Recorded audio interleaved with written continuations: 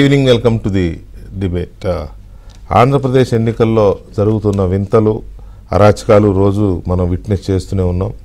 కాకపోతే దురదృష్టకరమైన ఘటన ఏంటంటే పోలింగ్ జరిగిన 13వ తేదీ మొదటి గంటలోనే sitting MLA Macherla sitting MLA Pinnelli Ramakrishna Reddy polling బూత్లోకి వెళ్ళి అక్కడ ఈవీఎం మెషిన్ని ధ్వంసం చేసి అక్కడ ఒక ఏజెంట్ని తెలుగుదేశం పార్టీ ఏజెంట్ని కొట్టి ఒక మహిళని భయపెట్టి దుర్భాషలాడి అంత హడావుడి చేసి ఇంకా 2-3 చోట్ల గొడవలు జరిగి ఇంత చేస్తే ఇది మరి అన్నీ ఉన్నాయి. వెబ్ కాస్టింగ్ అంటారు, లేకపోతే మాది మూడో కన్ను తెరుస్తూ ఉంటారు, ఎన్ని చెప్తారు, పోలీసులు ఉంటారు, ఎన్నికల సిబ్బంది ఉంటారు, ఇంతమంది ఉంటారు. అది ఏం జరిగింది ఏంటి అనేది బయటికి రాల. తీరా నిన్న ఈవినింగ్ ఎప్పుడో అది కూడా ఏదో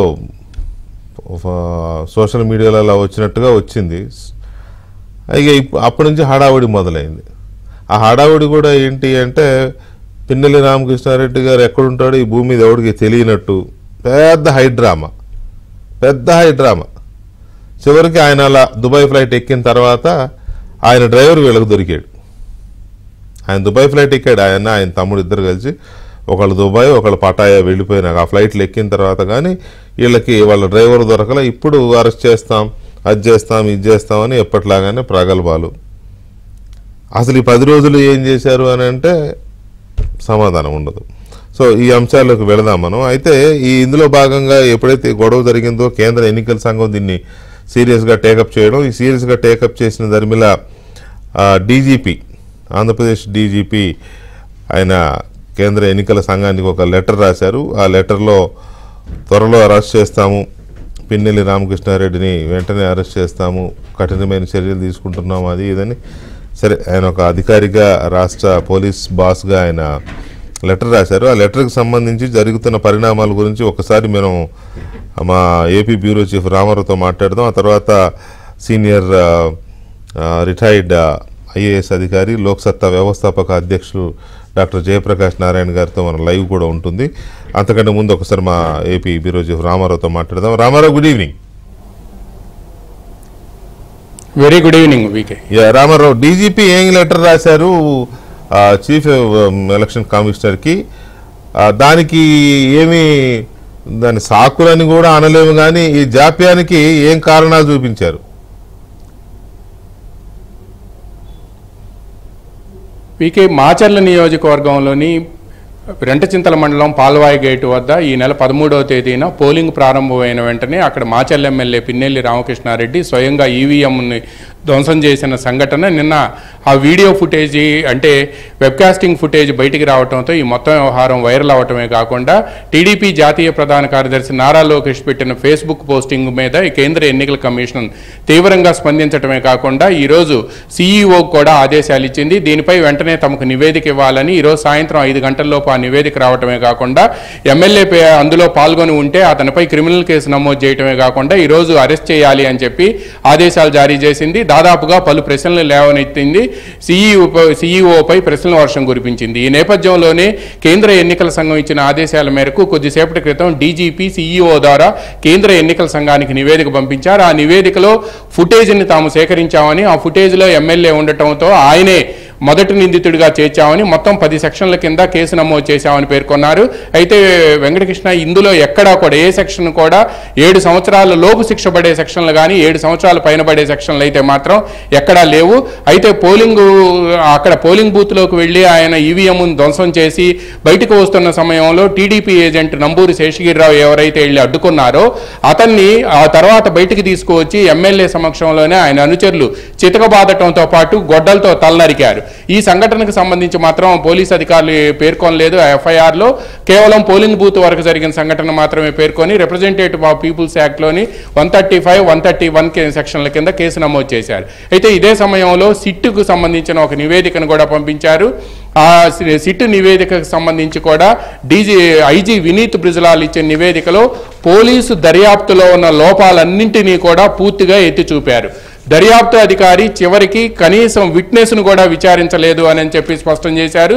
దీంతో పాటు కనీసం సీసీటీవీ ఫుటేజ్ని తీసుకోకపోవడంతో దర్యాప్తు అధికారులు సీసీటీవీ ఫుటేజ్ కోసం ఎన్నికల కమిషన్కి లేఖ రాస్తే ఆ లేఖ ఆధారంగా వీళ్ళకి ఫుటేజ్ వచ్చిందని అప్పుడు మాత్రమే ఎమ్మెల్యేని గుర్తించారు అని చెప్పి పేర్కొన్నారు. ఇక దీంతో పాటు అన్నిటికంటే ఆశ్చర్యకరమైన విషయం ఏమిటంటే, మీరు ఇంతకు ముందు మీ ఓపెనింగ్ రిమార్క్స్లో పేర్కొన్నట్టు ప్రిసైడింగ్ అధికారి ఎమ్మెల్యే వెళ్ళిన వెంటనే లేచి నిలబడి స్వాగతం పలికి ఆయనకి గౌరవంగా ఆయన్ని లోపలికి స్వాగతించిన ప్రిసైడింగ్ అధికారి గుర్తు తెలియని వ్యక్తులు ధ్వంసం చేశారు అని చెప్పి రిపోర్ట్ ఇవ్వటం, దాని మీద పోలీసులు కూడా గుర్తు తెలియని వ్యక్తులే ఇచ్చారు అని చెప్పి పాల్వాయి గేటు విఆర్ఓ ఇచ్చిన నివేదిక మేరకు కేసు నమోదు చేశామని పేర్కొనటం, ఈ అంశాలన్నింటినీ కూడా వినీత్ బ్రిజ్లాల్ తన నివేదికలో తూర్పారబట్టారు.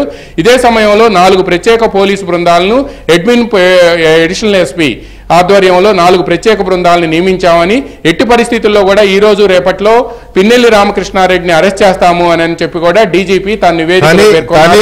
బట్ దర్యాప్తులో ఉన్న వైసీపీకి అనుకూలంగా ఉండే ఆ మీడియా 3-4 సంస్థలు ఉన్నాయి కదా, ఆ 3-4 సంస్థలకు సంబంధించిన ఒక ఛానల్ వెహికల్స్ లోనే ఎక్కువగా పిన్నెల్లి తిరిగారని, ఆ వెహికల్ ద్వారానే ఆయన అప్స్కాండ్ అయ్యారని, ఆల్రెడీ దుబాయ్ వెళ్ళిపోయారని, వాళ్ళ తమ్ముడేమో పటాయా వెళ్ళారని చాలా బలమైన వార్తలు వస్తున్నాయి. దానికి తగ్గట్టుగానే వీళ్ళకి డ్రైవర్ దొరికాడప్ప ఓనర్ దొరకలా పోలీసులకి, అది కూడా సంగారెడ్డి దగ్గర బెంగళూరు హైవే దగ్గర డ్రైవర్ దగ్గర దొరికాడు కానీ ఓనర్ దొరకలా. సో దీన్ని బట్టి మనం ఇంకా పిన్నెల్లి ఊరు దాటి వెళ్ళిపోయారు, దేశం దాటి వెళ్ళిపోయారు అనుకోవచ్చు కదా. ఎస్, అయితే ఒక బ్లూ మీడియాకి సంబంధించిన ఒక మీడియా ఛానల్ వెహికల్లో తిరిగారు అని చెప్పి కూడా బాగా వైరల్ అయింది. దీనికి సంబంధించి కూడా పోలీసు ఉన్నతాధికారులు దర్యాప్తు చేస్తున్నారు. అయితే డీజీపీ కొద్దిసేపటి క్రితం కేంద్ర ఎన్నికల సంఘానికి సీఈఓ ద్వారా పంపించే నివేదికలో తప్పనిసరిగా అరెస్ట్ చేస్తామని పేర్కొంటున్నారు. మీరన్నట్టు డ్రైవర్ దొరికాడు కానీ ఓనర్ దొరకలేదు. అందువలన ఓనర్కు పటాయి వెళ్ళే ఓనర్ తమ్ముడు వెంకటరామరెడ్డి పటాయిలోను, ఆయనేమో దుబాయ్లో ఉన్నాడు అని చెప్పి కూడా విస్తృతంగా ప్రచారం జరుగుతుంది. అయితే నిజానికి మాత్రం ఈరోజు మధ్యాహ్నం 1:20కి శంషాబాద్ ఎయిర్పోర్ట్ నుంచి దుబాయ్ ఫ్లైట్కి పిన్నెల్లి రామకృష్ణారెడ్డి మీద టికెట్ బుక్ అయ్యి ఉంది పేరు మీద, కానీ ఆయన 12 గంటలకి అక్కడ రిపోర్ట్ చేయాల్సి ఉంది. ఈ విషయం తెలుసుకున్న పోలీస్ టీము అక్కడ ఉంది అని చెప్పి తెలుసుకొని ఆయన రూటు మార్చాడు అని చెప్తున్నారు. ఈయన రూటు మార్చాడు అని చెప్పి పోలీసు బృందం అటువైపు వెళ్తే ఈయన శంషాబాద్ ఎయిర్పోర్ట్కు వచ్చి దృష్టి మరల్చి ఆయన శంషాబాద్ ఎయిర్పోర్ట్ నుంచి దుబాయ్ చెక్కేశాడు, వీసా అక్కర్లేని మరో దేశానికి వెళ్ళాడు అనేది మాత్రం పోలీసులు మాత్రం ధృవీకరించట్లేదు కానీ బయట విస్తృతంగా ప్రచారం జరుగుతుంది. అయితే వెంకటకృష్ణ, ఇదే సమయంలో మనం కీలక అంశాన్ని కూడా ఇక్కడ మనం పరిగణలోకి తీసుకోవాలి. పిన్నెల్లి రామకృష్ణారెడ్డి కానీ ఆయన తమ్ముడికి కానీ పల్నాడులో ఉండే కొంతమంది పోలీస్ అధికారులే వాళ్ళ కదలికలకు సంబంధించి మూమెంట్స్ ఎలా ఉన్నాయి, టీమ్స్ ఎవరెవరు వస్తున్నారు, దాంట్లో ఎవరెవరు సిఐలు ఉన్నారు, డిఎస్పీ ఉన్నారు, అడిషనల్ ఎస్పీ ఉన్నారు అనేది పక్కా ఇన్ఫర్మేషను రాత్రి 11 గంటల నుంచి వాళ్ళకు వెళ్ళింది. అందువల్లనే వాళ్ళు ఈజీగా తప్పించుకోగలిగారు అనేది మాత్రం పోలీసు ఉన్నతాధికారులు గుర్తించి వాళ్ళ ఫోన్ నెంబర్లను ట్రేస్ చేయడంతో పాటు మొత్తం 7 అధికారులు ఇందులో ఆయనకి ఇన్ఫర్మేషన్ ఇచ్చారు అని తేలటంతో ఇప్పుడు వాళ్ళ మీద ముందు ఇంటి దొంగలు ఎవరున్నారో వాళ్ళ మీద చర్యలు తీసుకోవాలని చెప్పి పోలీసు వర్గాలు అంతర్గతంగా ఉన్నతాధికారులు ఈ వ్యవహారాన్ని సీరియస్గా తీసుకున్నారని చెప్పి మనకు సమాచారం అందుతుంది. Right, thank you very much Ramarao updates ఇచ్చినందుకు. ఇక మనం ఒకసారి జయప్రకాష్ నారాయణ గారితో మాట్లాడదాం. మనతో తెలుగుదేశం పార్టీ జాతీయ అధికార ప్రతినిధి జీవి రెడ్డి గారు ఉన్నారు, ఇంకా భానుప్రకాష్ రెడ్డి గారు ఉన్నారు, బ్రహ్మారెడ్డి గారు కూడా జాయిన్ అయ్యారు, మాచర్ల తెలుగుదేశం పార్టీ అభ్యర్థి బ్రహ్మారెడ్డి గారు జాయిన్ అయ్యారు. వారితో మాట్లాడే ముందు ఒకసారి జయప్రకాష్ నారాయణ గారితో మాట్లాడదాం. జయప్రకాష్ నారాయణ గారు నమస్కారం అండి. నమస్తే కృష్ణ గారు. జయప్రకాష్ నారాయణ గారు, ప్రజాస్వామ్యాన్నే వీళ్ళు నవ్వుల పాలు చేస్తుంటే ఓకే, ఇంత రిగ్గింగ్ ఇంతకుముందు అవ్వలేదు, ఇదే ప్రపంచ చరిత్రలో మొదటిసారి అయ్యింది, నేను అలా అనడం లేదు. కానీ ఒక ప్రజాప్రతినిధి, సిట్టింగ్ శాసనసభ్యుడు నేరుగా వెళ్ళి అంత ఓపెన్గా ఇది చేసిన తర్వాత 10 రోజులు అయిన తర్వాత కానీ వీళ్ళు కదలిక రాలేదు అని అంటే దీన్ని మనం ఎలా చూడాలి? నేను 2 విషయాలు విడిగా చూడాలి వెంకటకృష్ణ గారు. మొట్టమొదటిది ఎన్నికల నిర్వహణ. 1970 దాకా 80 దాకా అడపదడపే జరిగేది. బ్యాలెట్ బాక్స్ ఉన్నప్పుడు ఆ రోజుల్లో ఆ ఊళ్ళో ఎవరికి బలం ఉంటే వాళ్ళే రిగ్గింగ్ చేసుకోవటం, పోలింగ్ అధికారులను బెదిరించడం, లేకపోతే డబ్బులు ఇచ్చి వసూలు చేసుకోవటం, అక్కడ వేరే పార్టీల పోలింగ్ ఏజెంట్లు నోరు మూసి కూర్చోటం భయపడిపోయి, లేకపోతే వాళ్ళకు డబ్బులు ఇవ్వటం, ఇంత మామూలుగా జరిగిపోయి చాలా ప్రాంతాల్లో జరిగేది. 90ల దశకం నుంచి ఖచ్చితంగా మార్పు వచ్చింది.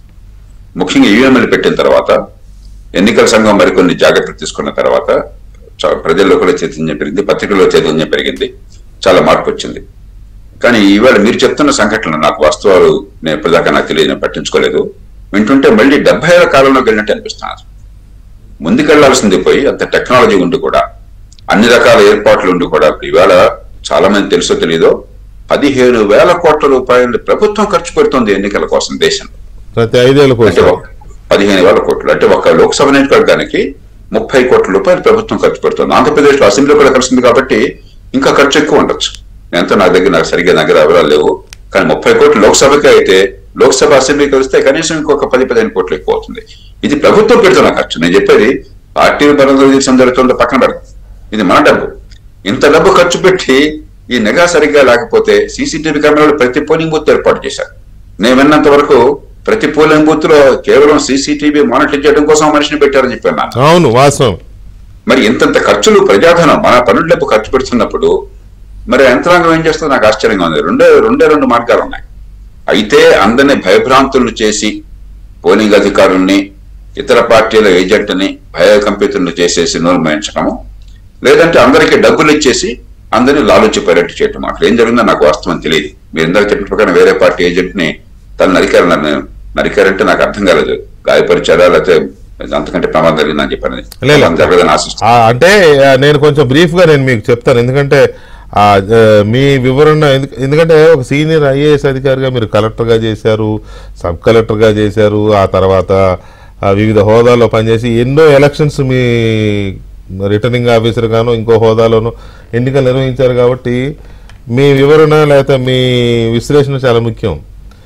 అక్కడ అదేదో పాల్వాయి గేటు బూత్ అనే దగ్గర నేరుగా ఎమ్మెల్యే వెళ్ళి ఈవీఎంని ఎత్తి కింద వేసాడు, పగలగొట్టాడు, కాలుతో తొక్కేశాడు. తొక్కగానే తెలుగుదేశం ఏజెంటు శేషగిరిరావు అని ఆయన వెళ్ళి అడ్డుకునే ప్రయత్నం చేశాడు, ఎమ్మెల్యేకి తిరగబడే ప్రయత్నం చేశాడు. అక్కడే ఆయన తోసేశారు. ఆయన ఎమ్మెల్యే అనుచరులు వచ్చి ఆ ఏజెంట్ని కొట్టారు, బయటికి తోసేశారు. తర్వాత మళ్ళీ గుర్తుపెట్టు వెళ్ళేటప్పుడు వేలు చూపించాడు ఎమ్మెల్యే ఆ ఏజెంట్ని, సంగతి చూస్తా అన్నట్టుగా. మనకి అంటే మాటలు లేవు కానీ మనకు అలా అనిపిస్తుంది, వేలు చూపించాడు అన్నట్టుగానే. ఆ నైట్ వీళ్ళ మీద దాడి చేసి కొట్టారు. ఆ కొట్టినప్పుడు గొడ్డలతో దాడి జరిగింది. తల అంటే మనం మాడు మీద అంటాం కదా, మాడు మీద గాయమైంది, గొడ్డలు గాయం పెద్దదే అయింది, చాలా సీరియస్గానే జరిగింది అది. సో ఇక్కడ నేనేమంటానంటే 4 రకాల వ్యవహారాలు ఉన్నాయి జేపీ గారు. ఒకటి, వీళ్ళు కరెక్ట్గా ఎల్లుండి పోలింగ్ కనుక సీసీ కెమెరాలు ఎక్కడెక్కడ పనిచేసినా లేదనేది మానిటరింగ్ పెట్టుకున్నారు కంట్రోల్ రూమ్లో. కరెక్ట్గా ఇప్పుడు ఈ ఘటన జరిగిన దానికి సమీపంలోనే అదేదో విలేజ్, ఆ విలేజ్ పేరు గమ్మత్తుగా ఉంటుంది, బ్రహ్మారెడ్డి గారికి తెలుసు. ఆ విలేజ్ దగ్గర బూత్లో, పోలింగ్ బూత్ దగ్గర ఎవరో సీసీ కెమెరాల కేబుల్స్ తెంపేశారు. అట్లా తెంపారో లేదో ఇక్కడ వీళ్ళకి అర్థమైపోయింది కంట్రోల్ రూమ్లో కూర్చున్న వాళ్ళకి, ఎందుకంటే బ్లాంక్ అయిపోయినాయి స్క్రీన్స్. వెంటనే అక్కడ ఆఫీసర్లకు ఫోన్ చేసి రెస్టోర్ చేసేసారు. With in matter of seconds కాదు కానీ మినిట్స్, అవర్ అనుకోండి, అయిపోయింది. కానీ వేరాస్ ఈ బూత్లో ఎమ్మెల్యే వచ్చి అంత హడావుడి చేసి పగలగొట్టి వెళ్ళిపోతే 10 రోజులకు కానీ వీడియో ఫుటేజ్ బయటికి రాలేదండి. ఒకటి. రెండవది, అక్కడ విఆర్ఓ ఉంటాడు, ఇంకా మిగతా ఎలక్షన్ స్టాఫ్ ఉంటారు, వాళ్ళెవరూ కూడా మా బూత్లోకి ఎమ్మెల్యే వచ్చి ఇది పగలగొట్టాడని చెప్పిన విషయం బయటికి రాలేదు. నంబర్ 2. నంబర్ 3, వీళ్ళెవరూ అఫీషియల్గా పోలీస్ కేసు పెట్టలేదు. చీటికి మాటికి సుమోటో కేసులు పెట్టే సిఐడి వాళ్ళు కానీ ఇతర పోలీసులు కానీ అసలు పట్టించుకోలేదు. నంబర్ 3. నంబర్ 4, పోనీ బయటికి రాకుండా ఎలక్షన్ కమిషన్, ఎలక్షన్ సిబ్బంది సిఇఓ గారికే సమాచారం ఇచ్చారు అనుకుంటే సిఇఓ గారైనా దాని మీద వెంటనే యాక్షన్ దిగాలి. అది జరగలేదు. 10 రోజుల తర్వాత తాపీగా ఆయన దుబాయ్ వెళ్ళిపోయినాక ఇక్కడ హడావుడి. ఏమనాలి దీన్ని, నాకేం అర్థం కావట్లేదు. అందుకే వెంకటకృష్ణ, మన ఎన్నికల వ్యవస్థ ఏంటంటే, ఒకటి మీరు చెప్పినట్టు ప్రభుత్వ యంత్రాంగం, ఎన్నికలు నడిపే యంత్రాంగం, రెండోది పోలీసు యంత్రాంగం, మూడోది పార్టీల యంత్రాంగం. ప్రతి పార్టీకి అభ్యర్థికి ఒక ఏజెంట్ అక్కడ ఇచ్చిన కారణం ఏమిటి అంటే, ఇలాంటివి ఏం జరిగినా కూడా వెంటనే అధికారులను అప్రమత్తం చేయడం కాకుండా వాళ్ళ పార్టీకి తెలిసిన చెడితే వాళ్ళు హడావుడి చేస్తారు. ఇక్కడ ఏం జరిగిందో నాకు తెలియదు. ఖచ్చితంగా వైఫల్యం కనిపిస్తుంది. ఏంటన్నది లాలూచి పడా, భయపడా, మరి పార్టీ యంత్రాంగాలు కూడా ఇతర పార్టీలు, దాడులు గురైన పార్టీ యంత్రాంగం వెంటనే ఎందుకు స్పందించలేదు అని చెప్పి మనం చేయాలి. రెండో మౌలికమైన విషయం, చట్టబద్ధ పాలన ఉన్న కొద్దికి దేశంలో మరి కొన్ని రాష్ట్రాల్లో నాశనం అయిపోతుంది. రాజుని మించిన రాజభక్తి, బడితో ఉన్న వాడిదే బర్రె. చట్టం లేదు, చట్టమండ లేదు, పేరుకి మాత్రం కాగితం మీద చట్టం ఉంటుంది. కానీ చట్టం కాగితం మీద అంత అందంగా ఉన్నప్పుడు కూడా అమలు చేసేది నిష్పాక్షికంగా, సమర్థంగా, వేగంగా, న్యాయంగా. ఈ 4 జరగకపోతే చట్టం కాగితం మీద ఉంటుంది. మన దేశంలో ఉన్న కొద్దికే చట్టం కాగితాల పరిమితం అవుతున్నది. ఎన్నికైన వాడు కోట్లు ఖర్చు పెడుతున్నట్టుగా ఆంధ్రప్రదేశ్ లో ఏమన్నా వార్తల ప్రకారం కనీసం 10,000 కోట్ల రూపాయలు ఖర్చు అయింది రాష్ట్రం మొత్తంలో నేను వింటున్నాను. 20,000 కోట్ల రూపాయలు మినిమం అది మీరు చెప్పింది. అది నేను అతిశక్తి చెప్పడం ఎందుకంటే అవసరం లేదు. అసలు 10,000 కోట్లు చాలా చాలా ఎక్కువ. అంతకంటే ఎక్కువ చెప్పాలి అదే నాకు చెప్పడానికి కొంచెం ఇదేం అనిపిస్తుంది. ఇంత పేద దేశంలో 10,000 కోట్ల రాష్ట్రం ఎన్నికలు ఖర్చు ఏంటో చెప్పడానికి నాకు సిగ్గేస్తుంది. ఇంకా పెంచక్కర్లే మనం. కానీ అంత ఉన్నప్పుడు ఏమవుతుందంటే ఇక జీవనమరణ పోరాటం అయిపోతుంది. అవును, ఇది ఎన్నికల్లో ప్రాతినిధ్యం కోసం కాదు, అక్కడ పట్టు కోసం, ఫ్యూడల్ పెత్తనం కోసం, అధికార యంత్రాంగాన్ని మొత్తాన్ని శాసించడం కోసం, కైవసం చేసుకోవడం కోసం, ఆ పోలీస్ యంత్రాంగంతో సల్యూట్ కొట్టించుకోవడం కోసం, వాళ్ళు పూర్తిగా వీళ్ళు నా ఎన్నికైన వాడు ఏం చెప్తే అది దాని వినించి ఏర్పాటు చేయడం కోసం. సరే, ఇక భూమి, గని, వని ఇవన్నీ మనందరూ దేశం జరుగుతుందని చెప్పాను. కాబట్టి రాజకీయ వ్యవస్థ దాన్ని సరైన మార్గంలో పెట్టకపోతే ఎంత ప్రమాదాన్ని దర్శనం చెప్పాలని ఇది దృష్టాంతం. ఇప్పటికైనా సరే ఎన్నికలు జరుగుతున్నాయి, కనీసం ఈ దేశంలో ఎన్నికలంటూ ఉన్నాయి. కొన్ని పొరపాటు జరిగినా కూడా ఆ ప్రజల అభిప్రాయం ప్రకారం ఎన్నికలు జరుగుతున్నాయి. కానీ మౌలికమైన సమస్యల్ని, చట్టబద్ధ పాలన మొట్టమొదటిది, రెండోది ఈ ఎన్నికల వ్యవస్థలో ఈ డబ్బు ప్రభావం, ఈ హింస ప్రభావం, దీన్ని తొలగించేందుకు మౌలికమైన సంస్కరణలకి జాతీయ స్థాయిలో, రాష్ట్రాల్లో పార్టీల నాయకత్వాలు పట్టించుకోవాలి. కేవలం ఎన్నికల్లో అయిపోయి ఎవరో నెగ్గుతారు, ఎవరో నెగ్గరు అయిపోతుంది, దాంతో ముగిసిపోయినట్టు లాభం లేదు. ఈ దేశం ఉన్న కొద్దికి రాజకీయంగా ఈ విషయంలో సంక్షోభంలో పడుతుంది. నేను అందరినీ కోరేది, ఈవేళ మీరు ఖచ్చితంగా మీ హక్కుల కోసం పోరాడండి, మీ న్యాయం కోసం పోరాడండి, కానీ దీంతో ఆగపోకండి. ఈ వ్యవస్థను బాగుపెట్టాలని చెప్పంటే ఎన్నికల్లో ఈ డబ్బు ఖర్చు, ఈ హింస, ఈ చట్టబద్ధ పాలన లేకుండా ఈ రాజుల నుంచి రాజపత్యం పెట్టే ఏర్పాటు, వీటిని ఎదుర్కోకపోయినట్టయితే ఈ దేశం చాలా ప్రమాదం అంచున ఉన్నది.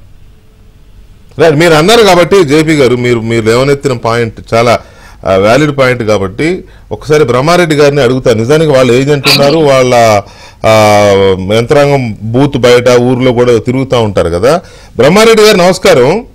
ఇప్పుడు మీ మీ నియోజకవర్గం మొత్తము మొదటి నుంచి సెన్సిటివ్ నియోజకవర్గం కదా. అలాంటి చోట ఎమ్మెల్యే వచ్చి ఇంత హంగామా చేసి, ఇంత అలచల్ చేసి, లేదా ఇంకా బయట కూడా అన్ని గొడవలు జరిగితే బూత్లో జరిగిన విషయం ఎందుకు బయటికి రాలేదు? మీరెవరు పోలీసులకు ఎందుకు కంప్లైంట్ చేయలేదు? మీరెవరు సీఈఓకి ఎందుకు కంప్లైంట్ చేయలేదు ఎమ్మెల్యే ఇలా చేశాడని? వాస్తవంగా ఆ రోజు ఎన్నికల మర్నాడు కూడా నియోజకవర్గం అంతా కూడా ఒక యుద్ధ వాతావరణం లాగా ఉంది. పరిస్థితుల్లో వాళ్ళు పోలింగ్ లో ఉన్న ఏజెంట్ కంప్లైంట్ చేశాడు. అయితే అతను లేట్ గా చేశాడు, కానీ అతను కంప్లైంట్ కూడా తీసుకునే పరిస్థితిలో ఆ రోజు పోలీస్ యంత్రాంగం లేదండి. అక్కడ గొడవ జరుగుతుంది, ఇక్కడ గొడవ జరుగుతుంది, ఇవన్నీ తర్వాత అన్నట్లుగా వ్యవహరించారు. కొన్ని చోట్ల అయితే కంప్లైంట్ ఇవ్వటానికి పోయినా వాళ్ళు పోలీసులు ఇక్కడ ఎవరు లేరు, సిబ్బంది లేరు అని చెప్పేసి రిజెక్ట్ చేసిన పరిస్థితి. కొంతమంది అయితే భయపడి, ఆ రోజు ఎలక్షన్లు అయిపోయినాయి, మర్నాడు కూడా భయానకమైన వాతావరణం ఉండటంతో ఎవరు కూడా బయటికి రాలేని పరిస్థితి. పోలీసులు ఏం చేస్తున్నారంటే తెలుగుదేశం వాళ్ళే మీరు ముద్దాయిలు అయ్యారు, మీరు మిమ్మల్ని అరెస్ట్ చేస్తారని చెప్పి ఒక వాతావరణాన్ని సృష్టించడం, ఎవరికి వాడు సైడ్ అయిపోయారు సార్.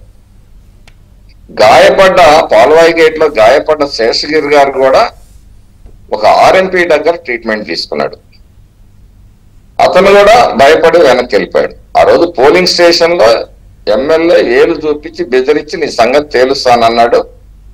పోలింగ్ ఆగిపోయింది కాబట్టి కొంతసేపు మీరు బయట ఉండండి అని చెప్పేసి పోలింగ్ అధికారులు చెప్పిన మీద అతను బయటకు రాగానే ఎమ్మెల్యే ఇతని సంగతి చూడండి అంటే అతని మీద దాడి చేసి కొట్టాడు. ఒక కేసు అక్కడ 324 కట్టేసి వాళ్ళని రక్షించే ప్రయత్నం పోలీసు యంత్రాంగం చేస్తుంది.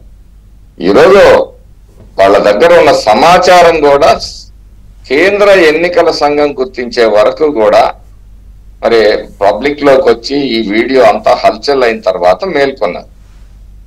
ఈ రోజు కూడా ఎమ్మెల్యే కోసం చేస్తున్నదంతా కూడా కొండను దవ్విన ఎలకను బట్టినట్టుగా చివరికి వేలబుల్ సెక్షన్లు పెట్టి అతను రక్షించే ప్రయత్నం కూడా చేస్తున్నారని చెప్పి మాకున్న సమాచారం. వాస్తవం చెప్పాలి అంటే పెద్దలు జేపీ గారు చెప్తా ఉన్నారు. నేను ఒకటే అడుగుతున్నాను, ఇంత పెద్ద ప్రజాస్వామ్య దేశం, అతి పెద్ద ప్రజాస్వామ్య దేశం భారతదేశంలో ఈ గొడవలన్నిటికీ కారణం ఏంటి? ఓటే కదా. ఓటు కోసమే ఈ రాజకీయ నాయకులు మేమైనా ఇంకొకమైనా పోరాటాలైనా ఇదైనా. ఓటుకి రక్షణ కల్పించడంలో వ్యవస్థలు విఫలమయ్యాయని నేను అనేక సందర్భాల్లో చెప్పాను. ఒక లాడ్జిలో మనం రూమ్ తీసుకుంటే ఆధార్ అడుగుతారు, రైల్వే టికెట్ అంటే ఆధార్ అడుగుతారు, ఫ్లైట్ టికెట్ తీసుకోవాలంటే ఆధార్, తిరుపతి దర్శనానికి వెళ్ళాలంటే ఆధార్ అడుగుతారు. కానీ ఓటు విషయంలో మ్యాండేటరీ కాదండి. దొంగ ఓట్లు తీసే దగ్గర నుంచి, డెత్ ఓట్స్ తీసే దగ్గర నుంచి కూడా మరి ప్రభుత్వానికి ఏ బాధ్యత లేకుండా రాజకీయ వ్యవస్థలే ఈ రోజు పోరాడాల్సిన పరిస్థితి. ఈ దొంగ ఓటు ఉంది, ఇది చనిపోయిన ఓటు ఉంది, ఇది డబుల్ ఎంట్రీ ఉంది అని చెప్పి గుర్తించి దాన్ని తీసేసే బాధ్యత కూడా దురదృష్టం ఏంటంటే రాజకీయ పార్టీలు పోరాడాల్సిన పరిస్థితి వస్తా ఉంది. మరి కారణం ఏంటంటే వ్యవస్థల్లో లోపాలని రాజకీయ నాయకులు వాడుకుంటున్నారు. నేను దీన్ని అడ్డుకట్ట వేయాల్సిన బాధ్యత ఒకటి ఎన్నికల కమిషను, 2 న్యాయస్థానాలు, 3 పోలీసు శాఖ మీద ఉందని చెప్పి నేను భావిస్తున్నాను. అది బాగానే ఉంది. మీరు చెప్తున్నవి, మీ ఆవేదన, అభ్యంతరము, వాట్ ఎవర్, ఇవి ఎప్పుడు సుదీర్ఘకాలంగా జరుగుతున్న చర్చ. ఇది లోక్సత్తా పెట్టినప్పటి నుంచి జయప్రకాష్ నారాయణ గారు చేసిన ఉద్యమమే అది, ఎన్నికల సంస్కరణలు అని చివరికి అది చేసి ఆయనే అలిసిపోయే పరిస్థితి వచ్చింది. అఫ్ కోర్స్ అలిసిపోయిన పోరాటం ఆగిపోయినా అలిసిపోయే పరిస్థితి. అయితే నియోజకవర్గంలో ఫోర్స్ ని ఎవరు అలర్ట్ చేశారు? గత ఎవరైతే అధికార పార్టీ వాళ్ళు ఎవరైతే అధికారులని అక్కడ పెట్టారో వాళ్ళు అలకేట్ చేశారు. ఆ ఊర్లో ఇంతమంది కానిస్టేబుల్, ఈ ఊళ్ళో ఇంతమంది కానిస్టేబుల్. కానీ ఎన్నికల వ్యవస్థకి అవసరమైన చోట మరి ఈ అభ్యంతరాలని బట్టి స్పందించే పరిస్థితి లేదు. అవన్నీనేమో చాలా కాలంగా రెగ్యులర్ గా మనం చూస్తున్నవి, ఈ దొంగ ఓట్లు లేకపోతే ఇవన్నీ. కానీ ఇక్కడ ఫెయిల్యూర్, సిస్టమ్ ఫెయిల్యూర్. అంత క్లియర్గా సీసీ కెమెరాలు పెట్టింది, సర్వేలెన్స్ పెట్టింది, అన్నీ ఎందుకు? ఎక్కడ చీమ చిట్టుకోమన్నా మా కంటికి కనపడాలనే కదా. అలాంటిది అంత పెద్ద ఇది జరిగితే ఎందుకు పట్టుకోలేదన్నది. ఇక్కడ జేపీ గారు ఒక మాట, ఒక్క నిమిషం బ్రహ్మారెడ్డి గారు, మళ్ళీ మిమ్మల్ని తీసుకుంటాను. జేపీ గారు, ఇక్కడ రిటర్నింగ్ ఆఫీసర్స్ అంటే ఐఏఎస్లు, కలెక్టర్లు కావచ్చు, ఇంకా హోదాలో ఉండేవాళ్ళు, వాళ్ళు ఎలక్షన్ కమిషన్కి చెప్తున్నారు మాకు కౌంటింగ్ అంటే భయం వేస్తుంది. నేనైతే అంటే మీరు నాకంటే చాలా సీనియర్ అన్ని రకాలుగా కూడా, నేనైతే ఎప్పుడు రిటర్నింగ్ ఆఫీసర్లు మాకు ఎలక్షన్ అంటే భయం వేస్తుంది, మా కౌంటింగ్ అంటే భయం వేస్తుంది, మేము కౌంటింగ్ బాధ్యత నుంచి తప్పుకుంటాం, ఆరో బాధ్యత నుంచి మమ్మల్ని తప్పించండి అని సీఈఓకి లెటర్లు పెట్టడం లేకపోతే విన్నవించుకోవడం అనేది ఫస్ట్ ఆఫ్ ఇట్స్ కైండ్. దీన్ని ఎలా చూడాలా? వీళ్ళు కేంద్ర ఎన్నికల సంఘానికి లెటర్లు పంపించారు, సీఈఓ గారికి పంపిస్తే ఆయన ఏమో అటు ఫార్వర్డ్ చేశారు. దీన్ని మనం ఎలా విశ్లేషించవచ్చు? వెంకటకృష్ణ గారు, చాలా మంది అనుకుంటానంటే ఎన్నికల సంఘం అంటే ఢిల్లీలో ఒక దేవతలు 3 ఉంటారు, వాళ్ళు హాంఫట్ అనే ఒక మంత్రం వేస్తే అంతా మారిపోతున్నారు. అది కాదు. ఎన్నికల సంఘం, ఎన్నికల నిర్వహణ అని చెప్పంటే దేశంలో 1 కోటి మంది ఉద్యోగులు, 12 లక్షల బూతులు ఉన్నాయి. పోలింగ్ బూతుల దగ్గర కానీ, లేకపోతే రక్షణ భద్రతా సిబ్బంది కానీ, లేకపోతే వెనకాలండి ఈ లాజిస్టిక్స్, లేకపోతే కౌంటింగ్, మిగతావి చట్టబద్ధ ఏర్పాట్లు చేసే వాళ్ళు మొత్తం కలిపితే దాదాపు 1 కోటి మంది ఉద్యోగులు ఈ దేశంలో ఎన్నికల్లో పాల్పంచుకుంటారు. ఎన్నికల సంఘం అనేది రాజ్యాంగబద్ధంగా ఏర్పాటు చేశాం కాబట్టి ఎన్నికల సంఘం స్వతంత్ర ప్రతిపత్తి కోసం ఆ మాట మాట్లాడుతున్నాం. కానీ జిల్లాలో జిల్లా కలెక్టర్ ఎన్నికల సంఘం, అలాగే నియోజకవర్గంలో రిటర్నింగ్ ఆఫీసర్, సర్వాధికారాలు బాధ్యతలు ఆయన. నేను జిల్లా కలెక్టర్గా ఉండగా తూర్పుగోదావరి జిల్లాలో 2021 నియోజకవర్గాలు ఉన్నాయన్నాడు, 3000 పైగా పోలింగ్ బూత్లు ఉన్నాయి. నేనేదో యథాలాపంగా పోలింగ్ అయిన తర్వాత ఒక్కొక్క పోలింగ్ బూత్ లో ఎన్ని ఓట్లు పడ్డా, ఎంత పర్సెంటేజ్ పడ్డాయని ఒకసారి అలా తిరిగేస్తాను. 3000 ఎవరు చూడాల్సిన అవసరం పడలేదు. అలా చూస్తుంటే నా కన్ను ఒక్క దాని మీద పడింది, ఒక ఇంటి మీద. ఒక పోలింగ్ బూత్ లో ఉన్న ఓట్ల కంటే 2 ఎక్కువ నమోదైనట్టుగా. వెంటనే రిటర్నింగ్ ఆఫీసర్కి ఫోన్ చేస్తే, ఏమైనా పట్టించుకోలేదు నువ్వు, నీ బాధ్యత కదా, జిల్లా కలెక్టర్ 20 కిలోమీటర్ల వరకు నేను ఎక్కడ చూస్తాను, ఎందుకు చూడదంటే క్షమించాను సార్, నేను వెరిఫై చేస్తాను, మళ్ళీ ఫోన్ చేశాడు, కరెక్టే సార్ అలా జరిగిందని. వెంటనే రిపోర్టింగ్ ఆర్డర్ ఇచ్చాను. ఎన్నికల సంఘం అనేది ఉరికే ఒక సంఘం లేకపోతే తీర్థంగా అన్నట్టుగా కానీ ఎన్నికల సంఘం కాదు. ఇవాళ జిల్లా కలెక్టర్లు కానీ, లేకపోతే రిటర్నింగ్ ఆఫీసర్లు కానీ అయ్యో మేము చేయలేకపోతే ఎన్నికల సంఘం కాదు, ఆర్మీని తీసుకొస్తారా, లేకపోతే అమెరికా నుంచి ప్రెసిడెంట్ తీసుకొస్తారా? బుద్ధి జ్ఞానం ఉందే ఉన్నా. ఎన్నికలను కూడా నిర్వహించలేకపోతే పరిపాలన యంత్రాంగం అనవసరం, ఇంటికి పంపించేయచ్చు. నిర్వహించే బాధ్యత ఉన్నది, నిర్వహించేందుకు సర్వాధికారాలు ఉన్నాయి. ఈ ప్రజాధనాన్ని ఒక్కొక్క నియోజకవర్గంలో 30 కోట్ల రూపాయలు జనం ఖర్చు పెట్టిస్తారు పేద దేశంలోనూ. అన్ని ఇచ్చారు వీళ్ళందరికీ కూడా. కాబట్టి నిర్వహణ విషయంలో ఏ రకమైన ఇబ్బంది లేదు. నిర్వహణ చేయటం లేదంటే అయితే వాళ్ళు అసమర్థులు, అసలు ఉద్యోగాల నుంచి పీకి పారేయాలి. లేకపోతే పక్షపాతంతో ప్రవర్తిస్తున్నారు, వాళ్ళకి ఉద్యోగాలు అర్హులు కాదు. అంతే తప్ప మన ఊరికి ఎన్నికల సంఘం ఢిల్లీలో ఉంది, ఆ ముగ్గురిని తిరుగుతూ కూర్చుందాం అని చెప్పంటే 12 లక్షల పోలింగ్ బూత్లు ఢిల్లీలో ఒకటి చూస్తారండి. మీరు అన్నారు సీసీటీవీ కెమెరాలు 12 లక్షలు ఎవరైనా చూడగలరా? ఆ నియోజకవర్గంలో చూడాలి. 10 బూతులు 20 బూతులకు ఒక జోన్ గా అధికారం పెడితే అధికారం చూడాలి. అంతేగాని ప్రధానమంత్రి చూస్తాడా, లేదా ఎన్నికల సంఘం చూస్తుందా? ఇవన్నీ మనకి ప్రజల్లో చాలా విచిత్రమైన ఆలోచనలు వస్తున్నాయి. ఇది మనకి విషయం అర్థం పడుతుంది. అధికారులే సర్వాధికారాలు ఉన్నాయి, అవి చేసే బాధ్యత వాళ్ళు విస్మరిస్తున్నారు. ఈవేళ కాదు రేపొద్దున కఠినంగా దండించాలి, పరిపాలన యంత్రాంగం మొత్తాన్ని ప్రక్షాళన చేయాలి. జేపీ గారు నిజంగా హ్యాట్స్ ఆఫ్. మీరు చెప్పిన ఆ రిప్లై అంటే రిటర్నింగ్ ఆఫీసర్ అనే వ్యక్తికి, అధికారికి ఆ జిల్లాలో ఉన్న మొత్తం అన్ని యంత్రాంగాల మీద పూర్తి అధికారాలు ఉంటాయి. ఆ జిల్లాలో మహా అయితే అతని పరిధిలో ఉండే వాళ్ళు మహా అయితే 100 మంది 200 మంది 1000 మంది రౌడీ షీటర్లు ఉంటారు.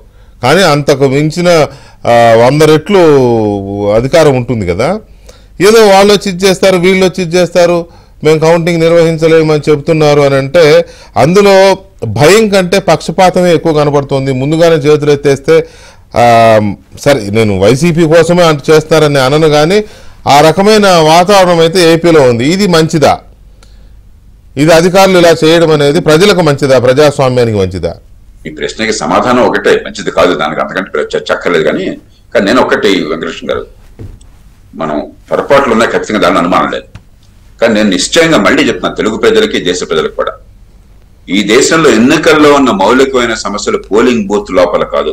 నిజమే మాచర్ల నియోజకవర్గంలో జరిగిందంటారు, అడపదడప ఇంకా జరుగుతున్న దురదృష్టం. కానీ మొత్తం మీద స్థూలంగా చూస్తే మన సమస్య పోలింగ్ బూత్ లోపల కాదు, బయట.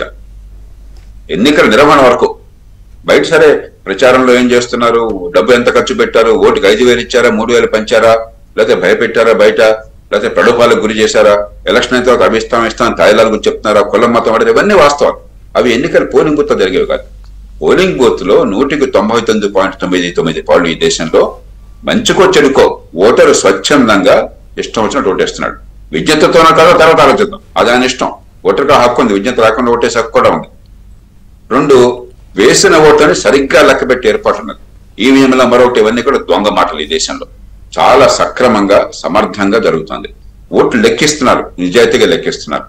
లెక్కించాక ఫలితాలను అంగీకరిస్తున్నారు, ఇప్పటిదాకా అంగీకరించాలి. అంతేగాని సమస్య పోలింగ్ బూత్ లోపల ఓట్ల లెక్కింపులోనూ లేకపోతే ఫలితాలు ప్రకటించడం లేదు. సమస్య రాజకీయ సంస్కృతిలో, ఎన్నికల వ్యవస్థలో బయట ఉన్నది. అధికారం కోసం జరిగే పెనుగులాటలో ఉంది. జీవన మరణ పోరాటం లాగా ఒక ఫ్యూడల్ పెత్తందారి రాజకీయ స్వభావంగా మార్చినటువంటి రాజకీయ వ్యవస్థలో ఉన్నది. పూర్వకాలం రాజులు శత్రురాజులు వంక చూడకూడదు, వాడిని చంపేసి తలకాయ తీసిపారేయాలి, కపాలను తీసేయాలి, ఇలాంటి మూర్ఖపు ఆలోచనలో ఉంది తప్ప సమస్య పోలింగ్ బూత్ లోపల ఎన్నికల మేనేజ్మెంట్ లో లేదు, ఎన్నికల కాండక్ట్ లో లేదు, ఎన్నికల సంస్కృతిలో ఉండదు.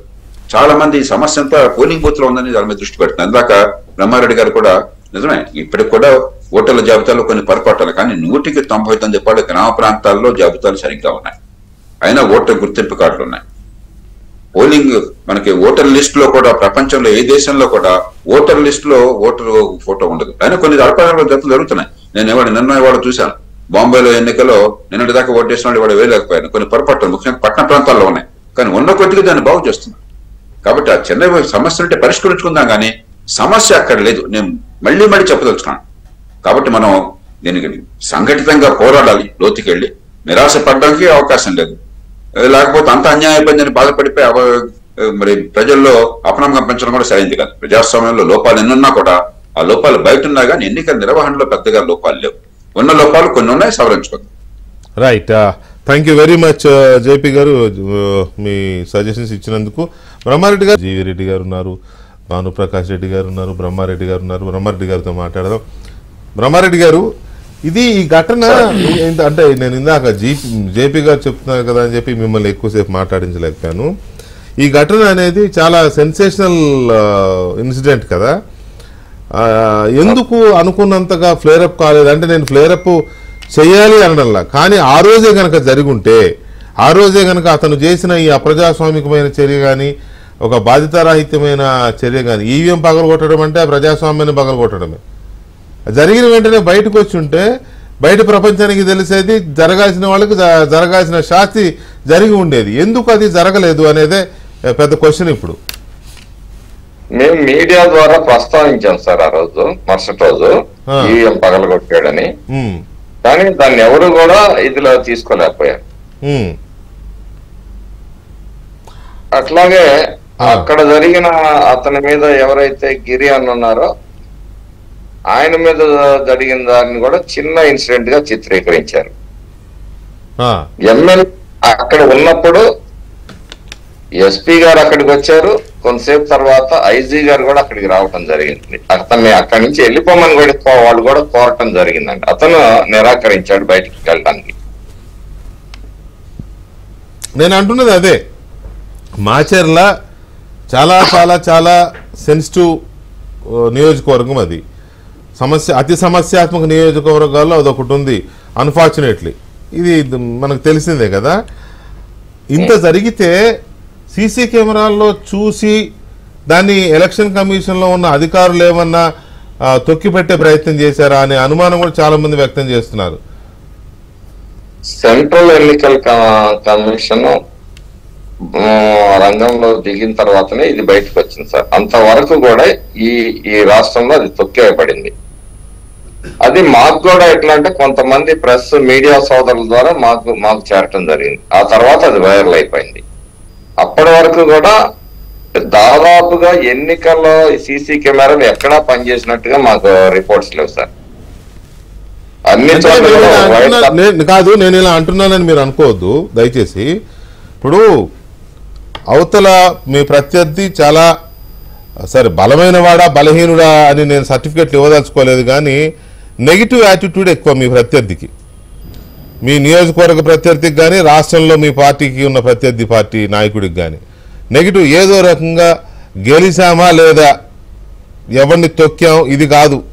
నో కాన్స్టిట్యూషన్, నో డెమోక్రసీ, ఇదే కదా, తెలిసిందే కదా. మరి మీ విజిలెన్స్ అంతా ఏమైపోయింది? మీ కళ్ళ ముందు అంత పెద్ద ఇది జరిగితే మీ విజిలెన్స్ ఎందుకు ఫెయిల్ అయింది? మీ పార్టీ విజిలెన్స్ సమస్య ఒక చోట కాదు సార్, నియోజకవర్గం అంతా అల్లకల్లోలంగా ఉంది. ఏ సమస్యను ఒక వ్యక్తి పట్టించుకోగలిగే పరిస్థితి ఉంటుంది చెప్పండి? ఆ రోజు మర్నాడు వరుస దాడులు, కథగాత్రులు, పోలీస్ కేసులు, సుమారు 74 మంది ఇంజూర్డ్ సార్ మాచర్ల నియోజకవర్గంలో మేజర్ గా. నిజమే. ఎన్ని సమస్యల మీద మనం దృష్టి పెట్టే పరిస్థితి ఉంటుంది సార్ ఒక వ్యక్తిని? ఇప్పుడు అక్కడ జరిగిన సంఘటనలే కాదు, ఇంకొకటి మేము ఏదన్నా ఒక సమస్యని అక్కడ దృష్టిలో అధికారుల దృష్టికి తీసుకొని వస్తే వాళ్ళు వెంటనే మా అవతల వాళ్ళకి చేరవేస్తా ఉన్నారు. ఓకే, అధికారులా?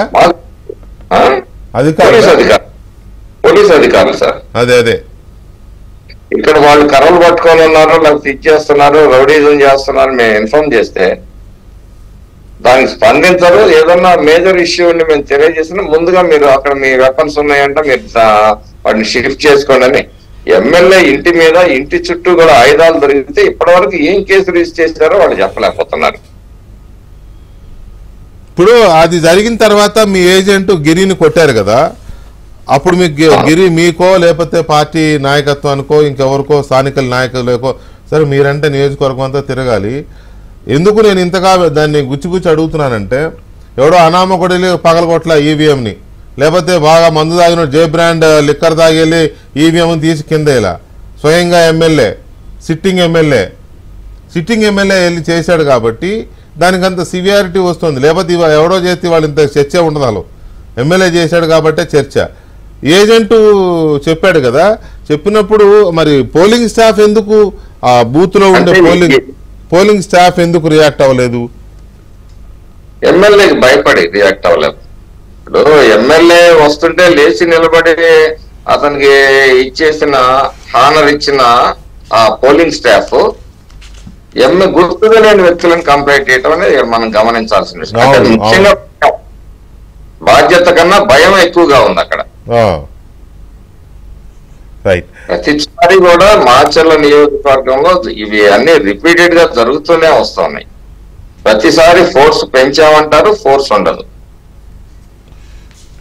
రైట్. మీరు గమనిస్తున్నారు కదా ఆ గొడవలు జరిగిన తర్వాత అబ్బో చాలా భయంకరమైన, నేను చెప్తున్నా కదా, మిలిటరీ కవాతు చేస్తూ ఉంటుంది చాలా సమస్యాత్మక ప్రాంతాల్లో.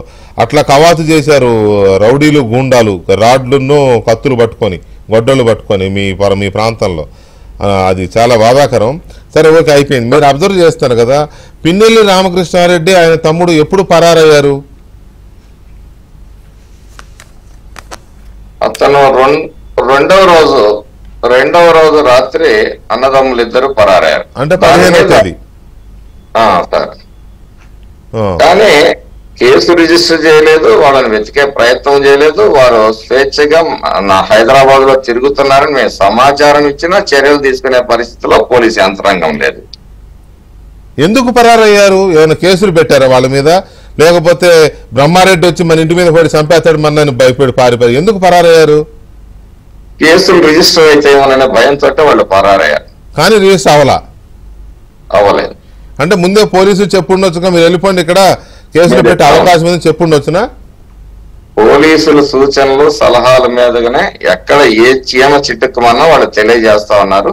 ఏదైనా మీ మెడకు చుట్టుకుండా ఎందుకైనా మంచిది వెళ్ళిపోమని చెప్పి పోలీసుల సలహా మీదనే ఇవన్నీ జరిగినాయి.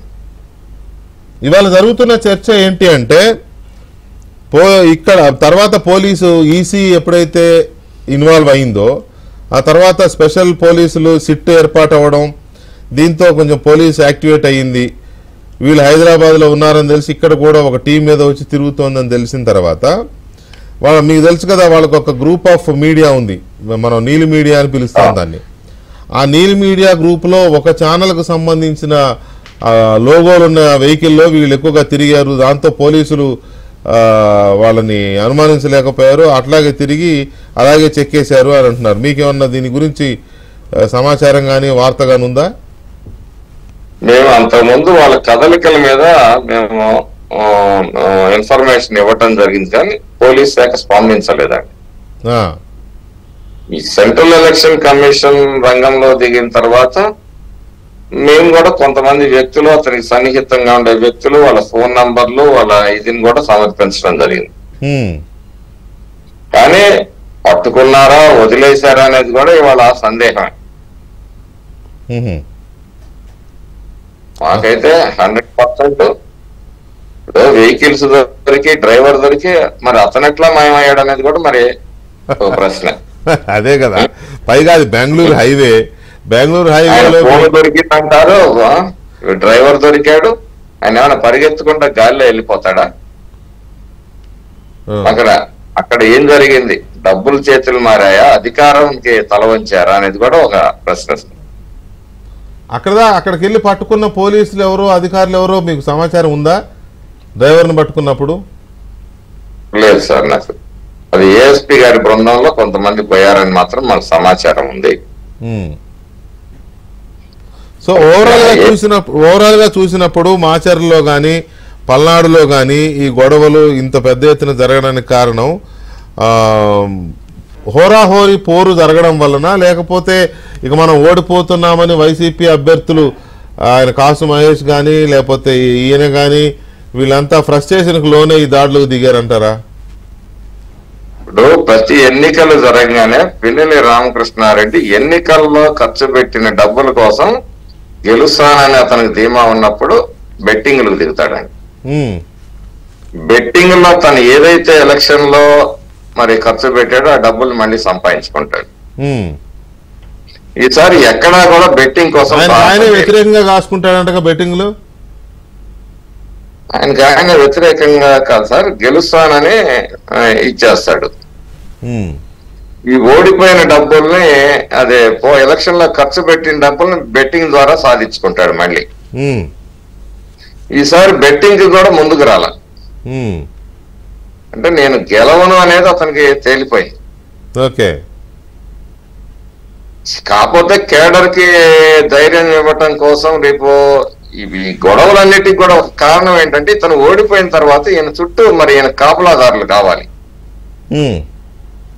ఈ గొడవలు చేసి వీళ్ళందరినీ పార్టీ కేడర్ని ఇరికిస్తే వీళ్ళు నా వెంటనే నా ఇంటి దగ్గర కాపలా కుక్కలుగా పడి ఉంటారు.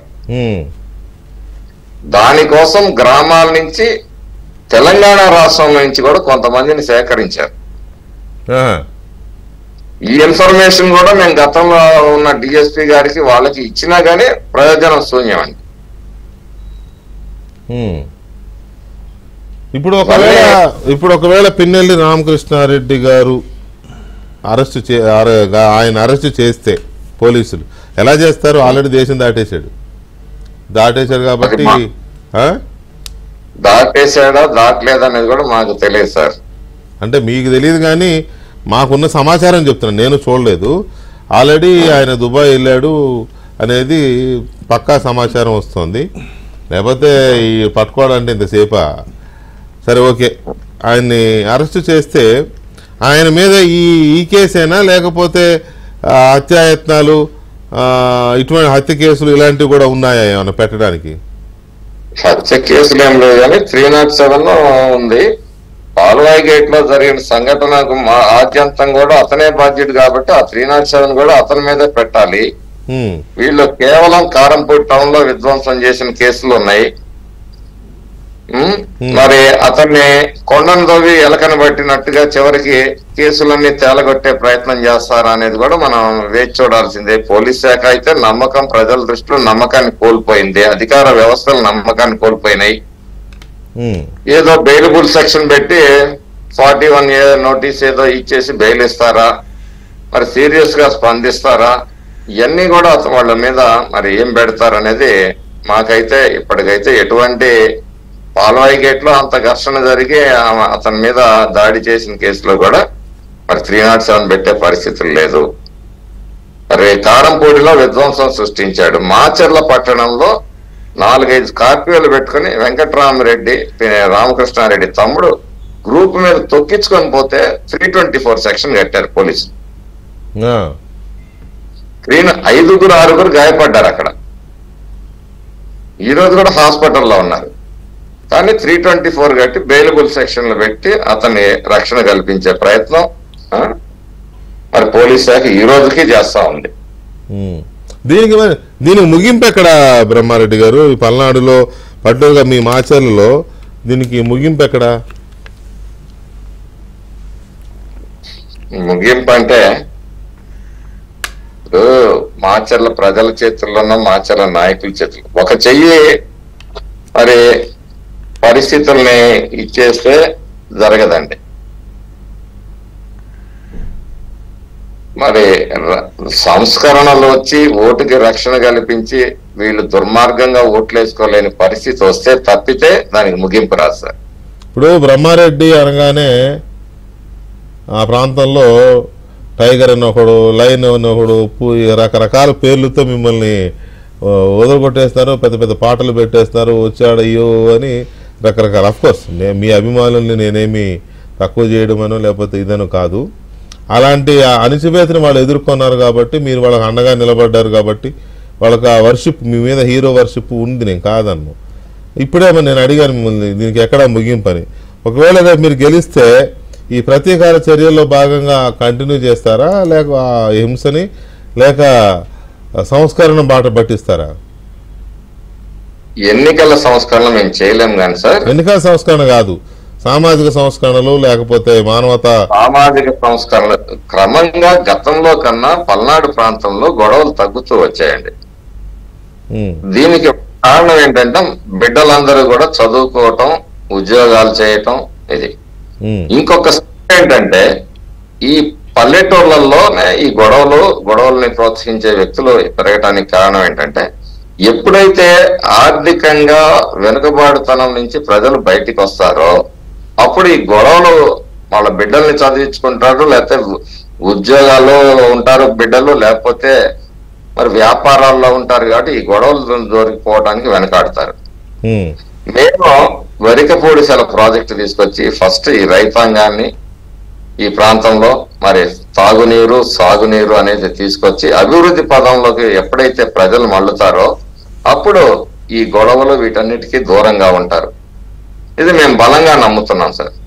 ఖచ్చితంగా ఇక్కడ మాచర్లలో అభివృద్ధి జరగాలి. 20 సంవత్సరాలు అభివృద్ధికి దూరంగా ఉన్న మాచర్లని అభివృద్ధి చేసి చూపించాలనేది మీరు బలంగా నమ్మడం కాదు, అది ప్రపంచవ్యాప్తంగా ప్రూవన్ ఫ్యాక్ట్.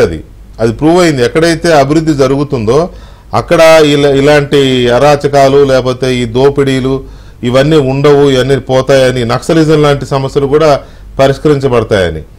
అందుకే అంటారు శాంతి భద్రతలు ఉంటే అభివృద్ధి జరగదు, అభివృద్ధి ఉంటే శాంతి భద్రతల సమస్య ఉండదు అని. కాబట్టి మీరు బలంగా నమ్ముతున్నారు, అదే నిజం. అయితే ఎప్పుడుది మీరు గెలవాలి, గెలుస్తారా? గెలుస్తాం ఖచ్చితంగా. ప్రజల మనోభావాలు ఈ ప్రాంతంలో అరాచకాన్ని పోగొట్టాలనే దానికోసమే బ్రహ్మారెడ్డికి అండగా నిలిచారు ఈ ప్రజలు. అంటే ఒక ఓటుతో గెలిచినట్టే గాని సరదాగా అడుగుతున్నా, ఎంత మెజార్టీ రావచ్చు? మేము 10,000కి 1,000-2,000 అటు ఇటుగా గెలుస్తామని భావిస్తున్నాం సార్. రైట్ బ్రహ్మారెడ్డి గారు, advance congratulations and all the best for you. కలుద్దాం, ఎమ్మెల్యే అయిన తర్వాత ఎమ్మెల్యేగా కలుద్దాం. Thank you. ఖచ్చితంగా ఈ ఏబిఎన్ ఛానల్ ముందు నేను ఏదైతే చెప్తున్నానో పల్నాడుని అభివృద్ధి పదంలో చేసి చూపిస్తామని చెప్పేశాను, దానికి కట్టుబడి ఉంటాను. అలా చేయలేని పక్షంలో భవిష్యత్తులో రాజకీయాలను కూడా ప్రస్తావించాలి. అభివృద్ధి పదంలో తీసుకెళ్ళండి. శాంతి అండ్ సీనియర్ జర్నలిస్ట్ విక్రమ్ పోలా గారు కూడా మనతో జాయిన్ అయ్యారు. భానుగారు నవ్వుతున్నారు, గంట కూర్చోబెట్టావు, ఇంకా మళ్ళీ ఎన్నిసార్లు పరిచయం చేస్తామనా? ఏం లేదన్నా. ఓకే, సారీ, అంటే చాలాసేపు మిమ్మల్ని వెయిట్ చేయించాను. అయితే ఈ జరిగిన పరిణామాలు అన్నింటినీ విశ్లేషిస్తే మీకు ఏమనిపిస్తుంది? ఒక ఎమ్మెల్యే అలా చేయడం, నాకెందుకో ఎమ్మెల్యే అలా చేసిన దానికంటే వ్యవస్థ మొత్తం 10 రోజులు దాన్ని మసిపూసి మారేడుగా చేసే ప్రయత్నం చేసింది కదా, అది చాలా డేంజర్ అనిపిస్తుంది డెమోక్రసీకి. మీకేమనిపిస్తుంది? వెంకటకృష్ణ, మీకు ప్యానల్ పెద్దలందరికీ నమస్కారాలు. అసలు మన ఆంధ్రప్రదేశ్ లో ఉన్నామా ఆఫ్ఘనిస్తాన్ లో ఉన్నామా అని చెప్పి అనుమానం ఉంది నాకు. దాదాపు 13వ తేదీ ఎన్నికలు జరిగింది. పోలింగ్ బూత్ లోకి వెళ్ళి అక్కడ నుండి స్థానిక ఎమ్మెల్యే ఇంత దౌర్జన్యం చేశాడు. అక్కడ ఉన్నటువంటి పోలింగ్ బూత్ లో ఉన్నటువంటి బూత్ ఏజెంట్ తిరగబడ్డాడు, ఎమ్మెల్యే అనుచరుడి మీద చేయి చేసుకున్నాడు. ఎందుకు వారు కంప్లైంట్ చేయలేకపోయినాడు? ఒకవేళ బహిరంగంగా అక్కడ పోలీస్ స్టేషన్ కంప్లైంట్ చేస్తుంటే వాళ్ళు పట్టించుకోలేదు అనుకోండి. రాష్ట్రం ఉంది కదా, డీజీపీ ఉన్నాడు కదా, పార్టీ ఉంది కదా, టీడీపీలో పెద్దలు ఉన్నారు కదా, వారి దృష్టికి తీసుకుని వెళ్ళుంటే అంటే ఆ ఊర్లో భయపడనొచ్చు, కానీ టీడీపీ పార్టీ ఎందుకు భయపడుతుంది? కాబట్టి ఒక భయంతో దయచేసి నేను ఒకటి చెప్తున్న ప్రజలకి, తెగిస్తే పోయేది ఏమి లేదు. ఎవరో ఒకరు ముందడుగు వేసి తీరాల్సిందే. ఆ రోజు మీరు కానీ ఒక అడుగు ముందేసుంటే ఆ రోజే ఆయన ఎమ్మెల్యేని అరెస్ట్ చేసి ఉండేవాళ్ళు కదా, ఈరోజు విదేశాలకో ఎక్కడికో పారిపోయి ఉండే కాదు కదా. ఇది ప్రజల్లో భయం పోవాలని చెప్తున్నా, దయచేసి గుర్తుపెట్టుకోండి. భయపడాల్సిన అవసరం లేదు. మీరు అంటున్నారు ఆ రోజు అరెస్ట్ చేసి ఉండేవాళ్ళని, ఆ రోజు ఆయన అరెస్ట్ చేసేవాళ్ళు, కంప్లైంట్ ఇచ్చిన వాడిని లోపల వేసేవాళ్ళు, మనకు తెలియదు కదా. అట్ట కాదు అంటే ఏంది ఇంత పెద్ద క్రైమ్, ఇది ఎంత పెద్ద క్రైమ్. ఒకరేమో తెనాల్లో ఓటర్ని కొడతాడు, ఇక్కడేమో ఓటేసేటటువంటి ఈవీఎంని పగల కొడతాడు. ఓటర్ని చెంప పగల కొట్టాడు, ఈవీఎంని కింద వేసి పగల కొట్టాడు. ఇలాంటి వాళ్ళకి టికెట్ ఇచ్చాడు జగన్మోహన్ రెడ్డి. ఏం పాపం చేసుకునేదన్న ఆంధ్రప్రదేశ్? ఇలాంటి మళ్ళీ పరిచయం చేసినప్పుడు మీరు ఒకసారి చూడండి, భుజం తట్టి పరిచయం చేస్తాడు. నాకు ఇంతకుముందు ఇంకో వీడియో వచ్చింది వెంకటకృష్ణ, ఇంతకుముందు ఒక వీడియో వచ్చింది. ఇంకా దారుణమైన విషయం, ఇంకో ఎమ్మెల్యే ఏమన్నాడంటే, అధికార పార్టీ ఎమ్మెల్యే టీడీపీ రాని అధికారంలో జనసేన రాని లేదా వైసీపీ రాని, నేనైతే నా గూండాయిజాన్ని వదలను అని చెప్పాడు. అవును, తాడిపత్రి పెద్దారెడ్డి.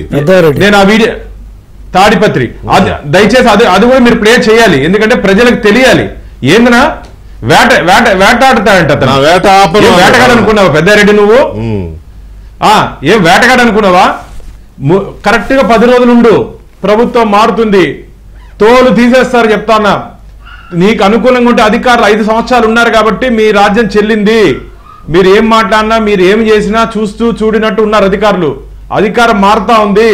తెనాల్లో చంపబెట్టుకున్నటువంటి ఎమ్మెల్యేకి కానీ, ఈవీఎం పగలగొట్టినటువంటి ఈ ఎమ్మెల్యేకి కానీ వేటాడతానని చెప్పి ప్రజల్ని భయభ్రాంతులకు గురి చేస్తున్నట్టు అధికార పార్టీ ఈ మీ ముగ్గురికి ఉంది పండగ, ముందుంది ముసల పండగ. వీళ్లే కాదు, ఎవరెవరు ప్రజల్ని భయభ్రాంతులకు గురి చేశారో, ఇన్ని రోజులు అధికారులు తమ చెప్పు చేతలో ఉన్నారని చెప్పి ఆంధ్రప్రదేశ్లో ఉంటే ప్రజల్ని ఏడిపించుకు తిన్నారో అంటే మాచర్లో జరిగిన సంఘటన దీనికి ఉదాహరణ. ఏ విధంగా ప్రజలు భయపడుతున్నారు ఒకసారి చూడండి. ఎందుకంటే పోలింగ్ బూత్ లో అధికార పార్టీ ఏజెంట్లే కాకుండా ప్రతిపక్ష పార్టీకి సంబంధించిన ఏజెంట్ ఉంటారు. అక్కడ పోలింగ్ ఆఫీసరు లేచి నిలబడ్డాడు. ఏందయ్యా నువ్వేందయ్యా లేచి నిలబడాల్సిన అవసరం ఏముంది? యాక్చువల్గా ఎన్నికల్లో వెంకటకృష్ణ యాక్చువల్గా ఎన్నికల్లో పోలింగ్ ఆఫీసర్కి, రిటర్నింగ్ ఆఫీసర్కి, చీఫ్ ఎలక్షన్ కమిషన్ కి వీళ్ళ ముగ్గురికి ప్రత్యేకమైన అధికారాలు ఉంటాయి. ఆ రోజే వారికి కంప్లైంట్ చేస్తుంటే ఈ అంశం ఇంత దూరం వచ్చేది కాదు. అంటే ప్రజలు ఇంత ఒక భయం గుప్పట్లో నుంచి 5 సంవత్సరాలు కప్పవేయబడ్డారు. చాలా దారుణమైన విషయం. అందుకని చెప్తున్నా, ఆఫ్ఘనిస్తాన్లో ఉన్నాము, ఆంధ్రప్రదేశ్లో ఉన్నామని చెప్పి అనుమానం వేస్తుంది. ఈ వరుస సంఘటన కనుక మనం కానీ గమనించినట్టయితే ఇది చాలా దారుణమైన విషయం. ఖచ్చితంగా ఆలస్యంగా ఈరోజు సిఈసి నిన్ననే దీన్ని నోటీస్ చేయడం జరిగింది. వీళ్ళైతే వదిలే ప్రసక్తే లేదు. పోలీసులు కూడా ఈరోజు కొందరు అనుమానం వ్యక్తం చేస్తున్నారు. ఈరోజు ఆంధ్రప్రదేశ్లో ఉండే కొందరు అధికారులు వీరికి సహాయ సహకారాలు అందించి రాష్ట్రం దాటిచ్చారా, దేశం దాటిచ్చారా, ఈ అన్నింటినీ విచారణ బయటపడుతుంది. వీటన్నిటి మీద జ్యుడిషియల్ ఎంక్వైరీ జరగాలి. ఈ రాష్ట్ర పోలీసుల మీద కానీ, రాష్ట్ర యంత్రాంగం మీద కానీ మాకు నమ్మకం లేదు. ఒక హైకోర్టు సిట్టింగ్ జడ్జి చేత జరిగినటువంటి సంఘటనల మీద దీంట్లో ఎవరెవరు ఉన్నారో, వీళ్ళకి ఎవరు హెల్ప్ చేశారో, సూత్రధారులు ఎవరు, పాత్రధారులు ఎవరు, వీళ్ళని తప్పించిన వాళ్ళు ఎవరు, దీని వెనకాల ఆ ఎపిసోడ్ 13th నుంచి ఇప్పటి వరకు జరిగిన ఎపిసోడ్లో ఎవరెవరికి సంబంధం ఉందో అందరినీ చట్టం ముందు పెట్టాల్సిన అవసరం ఉంది. పెట్టాలంటే ఈ సిట్టు అది సరిపోదన్నా, సిట్టు అవి సరిపోదు. ఎందుకంటే అధికార పార్టీకి భయపడి చాలా మంది ఉన్నారు. కాబట్టి హైకోర్టు సిట్టింగ్ జడ్జి చేత కానీ మనం కానీ విచారణ జరిపిస్తే ఖచ్చితంగా న్యాయం జరుగుతుంది.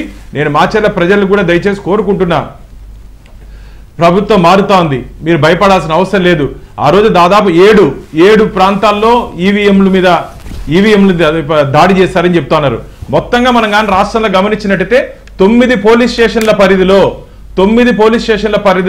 33 కేసులు నమోదయ్యాయి. 33 కేసుల్లో 1370 మంది నిందితుల్ని గుర్తించారు. 1370 మంది నిందితుల్ని. కానీ అరెస్ట్ చేసింది ఇప్పటి వరకు 124 మందిని మాత్రమే. ఏమైనారు మిగతా అంతా? మీరు ఇంతకుముందు చెప్పారు కేంద్ర ఎన్నికల సంఘం ఏం చేస్తా ఉంది అని. కేంద్ర ఎన్నికల సంఘం అక్కడి నుంచి ఆర్డర్స్ పాస్ చేసే అధికారం ఉంటుంది తప్ప ఇంప్లిమెంట్ చేయాల్సింది ఇక్కడ రాష్ట్రంలో అధికారులు. నేను అన్నది కూడా కేంద్ర ఎన్నికల సంఘం కాదు, అసలు ఎన్నికల సంఘమే. అది కేంద్ర ఎన్నికల సంఘమా, రాష్ట్ర ఎన్నికల సంఘమా, లేకపోతే వీటి కింద పనిచేసే జిల్లా యంత్రాంగమా, మొత్తం వీళ్ళ పరిధిలోకి వచ్చేస్తుంది కదా. గ్రామ స్థాయి నుంచి రాష్ట్ర ప్రభుత్వంలో పనిచేసే అధికారులు కదా వెంకట. అవునండి, వాళ్ళకి మ్యాన్ పవర్ ఉండదు కదా. ఎలక్షన్ కమిషన్ కి మ్యాన్ పవర్ ఉండదు. వాళ్ళు స్టేట్ లో ఉన్నటువంటి ఆఫీసర్ల మీద డిపెండ్ అయి పనిచేస్తారు. ఎన్నికల కమిషన్ పరిధిలో పనిచేసే ఆఫీసర్లు కూడా నిన్నటిదాకా ముఖ్యమంత్రి కింద, రాష్ట్ర రాజకీయ నాయకుల కింద పనిచేసిన వాళ్లే. కానీ ఒకసారి ప్రభుత్వం మారితే అనుకుందాం, సపోజ్ ప్రభుత్వం మారితే మళ్ళీ అధికారులు కొత్త ప్రభుత్వం కింద, కొత్త రాజకీయ నాయకుల కింద పనిచేయాల్సిందే కదా.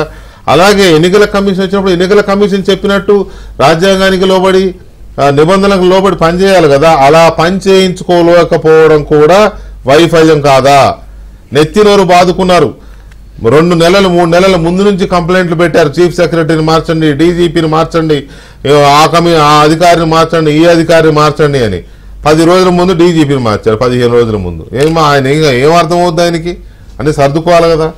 సిఎస్ని మార్చలేదు. తీరా వాళ్ళు ఇచ్చిన జాబితా ప్రకారం మార్చిన వాళ్ళు మళ్ళీ సస్పెండ్ చేశారు. అంటే వాళ్ళు సెలెక్టివ్గా వీళ్ళని దెబ్బ కొట్టాలని ఆ 15 మందిని మార్పించారనమాట. ఆ డీజీపీగా అంతకు ముందు వెంకటకృష్ణ ఈరోజు కేంద్ర ఎన్నికల సంఘం ఆంధ్రప్రదేశ్ మీద, ఆంధ్రప్రదేశ్ లో మార్చినటువంటి అధికారుల సంఖ్య భారతదేశంలో ఏ రాష్ట్రంలో లేదు. దాదాపు director general of police, intelligence DG and 10 మంది ఐపీఎస్ అధికారులు, దాదాపు 6-7 మంది ఐఏఎస్ అధికారులని ఈ కింద ఇంకా సబార్డినేట్స్ చాలా మంది సస్పెండ్ చేసింది. భారతదేశంలో ఏ రాష్ట్రంలో మీరు అన్నది కరెక్టే, అలా ఎక్కడా చేయలేదు. కానీ ఎవరైతే నోటోరియస్ గా ప్రజాస్వామ్యానికి విరుద్ధంగా ఉన్నారో వాళ్ళని తీసుకెళ్లి మార్చేసి కాస్త కొంచెం నిజాయితీగా పనిచేసే వాళ్ళని తీసుకొచ్చి ఆ పోస్ట్ లో పెట్టి 10 రోజులు కాకుండానే వాళ్ళు సస్పెండ్ అయ్యే పరిస్థితి తీసుకొచ్చారు. చేసింది వాళ్ళు. ఉదాహరణకి తాడిపత్రి వచ్చిన డిఎస్పీ చైతన్య ఎక్కడి నుంచి వచ్చాడు? రాజంపేట నుంచి వచ్చాడు. రాజంపేటలో పనిచేస్తున్నానికి ఇక్కడేం పని? ఎవరు తీసుకొచ్చారు? ఇంతవరకు దాన్ని ఎంక్వైరీ చేసిన వాళ్ళు లేరు, దాని మీద చర్య తీసుకున్న వాళ్ళు లేరు. అది ఎగ్జాంపుల్. ఒక్క నిమిషం సార్, భాను గారు, వెంకటరెడ్డి గారు, మీరు మాట్లాడే ముందు ఇదే మాచర్ల 2022-21 లోకల్ బాడీస్ ఎలక్షన్లు అవుతున్నాయి. అక్కడ ప్రచారానికి వెళ్తే బుద్ధా వెంకన్న గారు, ఎమ్మెల్సీ బుద్ధా వెంకన్న గారు, మాజీ ఎమ్మెల్యే బోండా ఉమ్మ గారు వెళ్తే అక్కడ ఒక రౌడీ షీటర్, తర్వాత ఆయన మున్సిపల్ చైర్మన్ అయ్యాడు అనుకోండి, మాస్టర్లకు అది వేరే విషయం. ఆయన వీళ్ళ కారు మీద దాడి చేసి అద్దాలు పగలగొట్టి చాలా హంగామా సృష్టించాడు. అప్పుడు మాచర్ల ఇదే ఎమ్మెల్యే పిన్నెల్లి రామకృష్ణ గారు వేలంపాట పెట్టాడంట. వీళ్ళిద్దరిని కొట్టిన వాడిని చైర్మన్ చేస్తాను అని వేలంపాట పెట్టాడంట. అందుకని ఇతను నేను చేస్తానని చెప్పి కొట్టి మరీ పదవి కొట్టాడు. సో దీన్ని ఎక్స్ప్లెయిన్ చేయడానికి మనతో బుద్ధా వెంకన్న గారు లైన్లో ఉన్నారు. ఒకసారి ఆయనతో మాట్లాడదాం. వెంకన్న గారు నమస్తే. నమస్కారం సార్. వెంకటకృష్ణ గారు ఏంటి సార్, ముందుగా అంటే మేమంటే రాజకీయ పార్టీలు మా సిద్ధాంతాల కోసం మేము పోరాడాము. రాధాకృష్ణ గారు కానీ, మీరు కానీ, వెంకటకృష్ణ గారు కానీ 5 సంవత్సరాల నుంచి ఈ ప్రభుత్వం చేసే అరాచకాన్ని ప్రజలకి కళ్ళకి కట్టినట్లు చూపించినందుకు మీకు ధన్యవాదాలు. ఎందుకంటే మీరు చూపించినందుకు మేము కూడా సోషల్ మీడియాలో అనేక రకమైన అభినందనలు వేసిన తట్టుకొని మీరు చేసినందుకు, ప్రజల తరపున నిలబడినందుకు మీకు ధన్యవాదాలు తెలుపుతున్నాం. మీరు అడగండి సార్. సార్, ఆ రోజు ఏమైంది సార్, మేము ప్రచారానికి కాదు వెళ్ళింది, తెలుగుదేశం పార్టీ వాళ్ళని నామినేషన్ వేయకుండా అడ్డుకుంటున్నారు. అవును, మేము నామినేషన్ వేసి ఇచ్చే అంత దూరం కూడా కాదు. యాక్చువల్ గా మీకు ఉన్నది అన్నట్టు చెప్తున్నాం. చంద్రబాబు నాయుడు గారు ఏం చేశారంటే, దీని మీద అక్కడ పోలీసులకి రిపోర్ట్ ఇవ్వమని ముందు రోజు ఫోన్ చేసి నన్ను బాగున్నామా గారిని వెళ్ళమన్నారు. మేము వెళ్తుంటే పోలీసుకి రిపోర్ట్ చేయడానికి వెళ్తున్నాం, ఇది ఇలా చేస్తున్నారని. ముందు రోజే మేము వెళ్తున్నామని వాళ్ళకి ఇచ్చేసి ఎవరైతే కౌన్సిలర్ గా ఉన్నారో వాళ్ళని వేలం పాటు పెట్టారు. ఏమంటే రేపు బుద్ధ వెంకన్న బోండా మాస్తున్నారు, వాళ్ళని మీరు ఇక్కడ పంపితే, మీరు వాళ్ళని అటాక్ చేస్తే, మీలో ఎవరైనా సరే మీరు లేచి ఓకే అంటే మీరు నాయకత్వం వహించాలి, వాళ్ళకి చైర్మన్ పదవి ఇస్తాను అన్నది. అప్పుడు ఈ కురక కిషోర్ అనే వ్యక్తి ఇప్పుడు మాచర్ల చైర్మన్ అండి. అతను కార్పొరేషన్ కౌన్సిలర్ సీట్ కూడా అతను కాదు, యాక్చువల్ గా వేరే వాళ్ళకి ఇచ్చారు. అయితే నామినేషన్ ఇలా లేకపోతే నేను అతను లేచి కురక కిషోర్ రేపు నేను ఆ పని నేను చేస్తాను అన్నాడు. అంటే ఇదంతా ఏంటంటే తర్వాత తెలిసింది సార్. నేనే బాగుండామా మామూలుగా ఆయన కారు నా కారు వేసుకొని వెళ్ళామండి. వెనక లాయర్ కారు ఒకటి ఇది అది ఇవ్వడానికి, ఇది పోలీస్ కంప్లైంట్ ఇవ్వడానికి. అని ఒక ఏరియాకి వెళ్ళగానే మీరు నమ్ముతారో నమ్మరో, మేము విజయవాడలో పుట్టి పేరుగా విజయవాడలో ఈ ఫ్యాక్షన్లు ఇవన్నీ మాకు తెలుసు. అసలుకి ఒక సినిమా స్టైల్లో సార్, అంటే అసలు ఎంత అంటే గ్రానైట్ రాళ్ళు, మామూలు రాళ్ళు కూడా కాదు, గ్రానైట్ రాళ్ళు, పెద్ద పెద్ద రాళ్ళు పట్ట పట్ట పట్ట పట్ట. అసలు మాకు ఆశ్చర్యం వేసింది, ఏంటి ఇలా పడ్డాయని. వాళ్ళు ఎలాగంటే సినిమా పక్కీలో మా కారు పగిలిపోయింది, మా వెనకాతల కార్లు పగిలిపోయినాయి, మా లాయర్ గారి కారు ఒకటి ఉంటే అది తలకాయ పగిలిపోయింది. ఆ 2 కార్లు యూటర్న్ తీసుకొని వెనక్కి వెళ్ళిపోయినాయండి. నాగార్జున సాగర్ రూట్ లో ఒకటి వెళ్ళిపోయినాయి. మేము ఎదురుకెళ్ళాం సార్. ఎదురుకెళ్తే ఇప్పుడు మీరు ఏబిఎన్ లో చూపిస్తున్న క్లిప్పింగ్ అది రెండోది.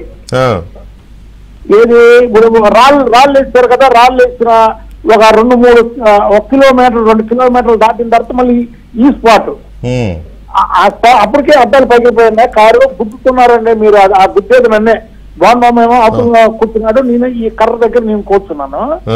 కొంచెం మా డ్రైవర్ చాలా చాకచక్యంగా పాలిస్తుంటే వాళ్ళు కూడా ఎంత చాకచక్యంగా చెప్పానే, సినిమాలో అరే బండి వేసుకొని వెనకబడుతున్నారు, అరే బండి కారుకి ఎదురు పడేయండి అన్నారు. సరే డ్రైవర్ చాకచక్యంగా తీసుకెళ్ళారు సార్, అయిపోయింది సార్. అప్పుడు ఒక డిఎస్పీ అంటే మేము ఒక 15-20 కిలోమీటర్లు వెళ్ళిపోయామండి. 15-20 కిలోమీటర్. ఇది ఎంత దొంగ ముండా కొడుకంటే ఈ పిన్నెల రామకృష్ణారెడ్డి గారు వాళ్ళకి ఫోన్ చేసి, వాళ్ళ ఊర్లో వాళ్ళకి ఫోన్ చేసి, ఇలా బుద్ధ వెంకన్న బోండవమ్మ ఒక మన కార్యకర్తల్ని బైక్ ని గుద్దించి చంపేసి ఆ రూట్ లో వస్తున్నారు, వాళ్ళని అటాక్ చేయండి అన్నాడు. అంటే మీకు ఎలాగుంటదంటే సార్, వాళ్ళ కార్యకర్తలను చంపేశారు అనగానే వాళ్ళకి కూడా ఆకలి వేషాలు ఉంటాయి కదా ఆ ఊళ్ళో వాళ్ళకి. అవును, అసలుకి మేము వెళ్ళింది అటు ఇటు కొంత సార్. ఇప్పుడు ఆ పిన్నెల రామకృష్ణారెడ్డి ఆ ఏరియాది ఒక 2-3 కిలోమీటర్లు డైరెక్ట్ గా మనకి రూట్ కనబడింది. అక్కడ సార్ ఒక 300-400 మంది రోడ్డుకి అడ్డంగా బరిసుళ్ళు, కర్రలు, కత్తులు, గొడ్డళ్ళు పట్టుకొని దారి కాశారు. మా అదృష్టం ఏంటంటే 1 కిలోమీటర్ ముందు డిఎస్పీ శ్రీధర్ అనే పాప ఆయన వచ్చి మా కారు ఎక్కి మమ్మల్ని ఆపి మమ్మల్ని ఆ బోర్డర్ దాటిద్దామని ఎక్కితే అంత దూరం ఆపి అయ్యో మళ్ళీ రోడ్డుకి అడ్డంగా ఉన్నారని ఆయన అక్కడికి వెళ్తే శ్రీధర్ అన్న వ్యక్తి ఏంటో మీరు ఎక్కడ గన్ తీసి ఎదురుకి వెళ్తే మీరు నమ్మితే నమ్మండి లేకపోతే లేదు, ఇది నిజం చెప్తున్నాను నేను. పడ్డా అమ్మని చంపు మీద కొట్టారు సార్ డిఎస్పీని. డిఎస్పీని పడ్డామని చంపు మీద కొట్టారు ఆ జనం.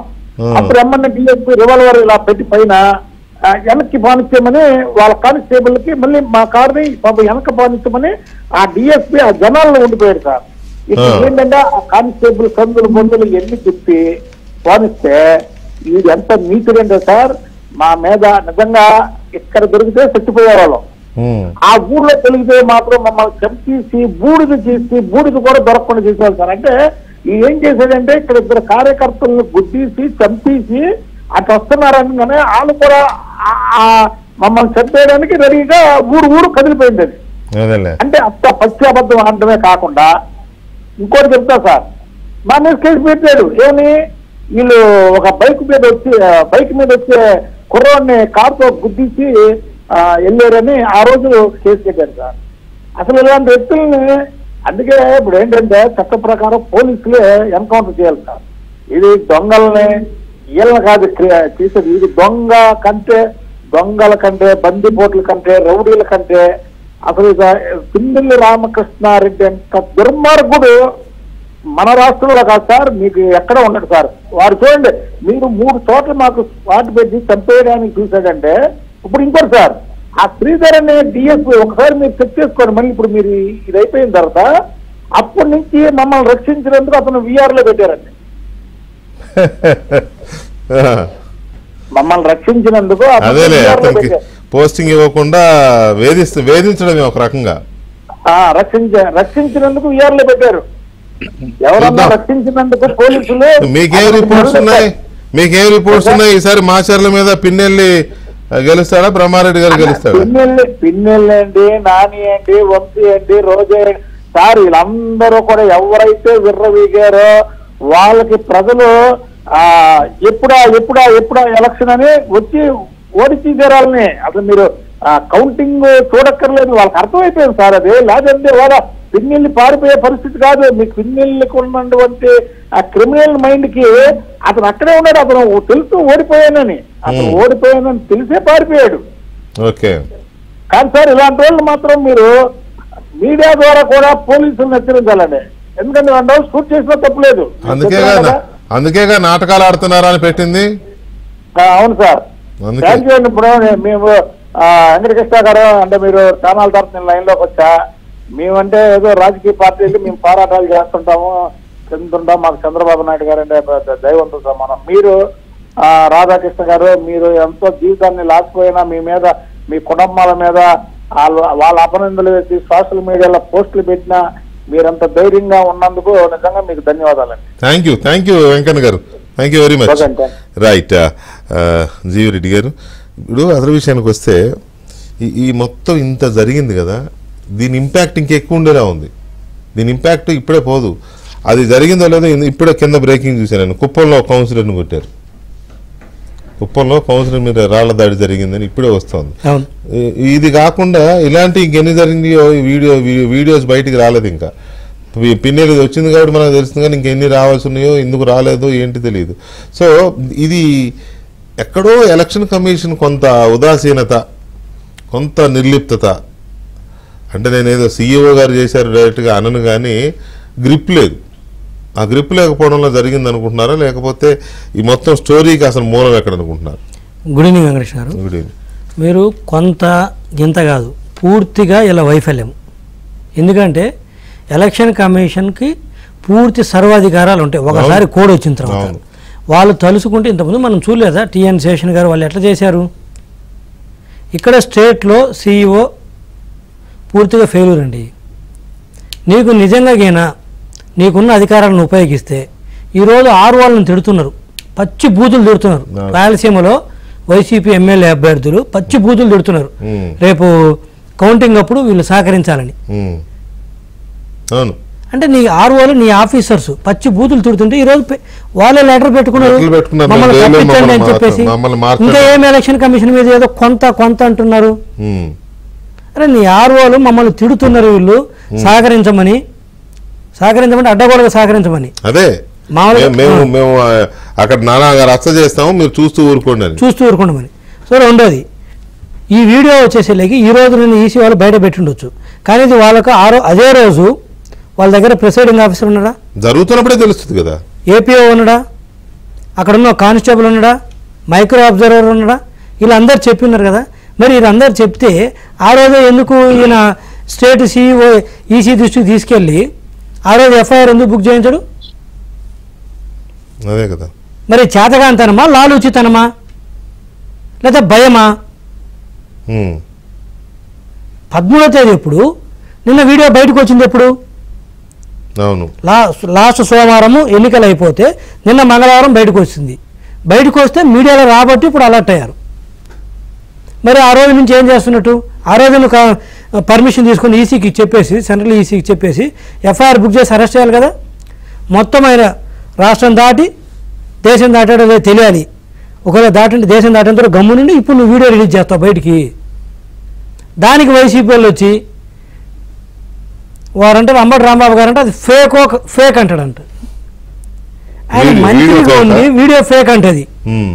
అది మాకెలా దొరికిందంట? మాకు దొరకడం ఏంటి? అది బయటకు వచ్చింది, అందరు మీడియాలో వచ్చింది. అంబటి రాంబాబు గారు స్థాయి ఏంటి, వయస్సు ఏంటి, ఎందుకు రోజుకి ఇంత కామెడీ మెటీరియల్గా తయారైపోతుంది అర్థం కావట్లేదు.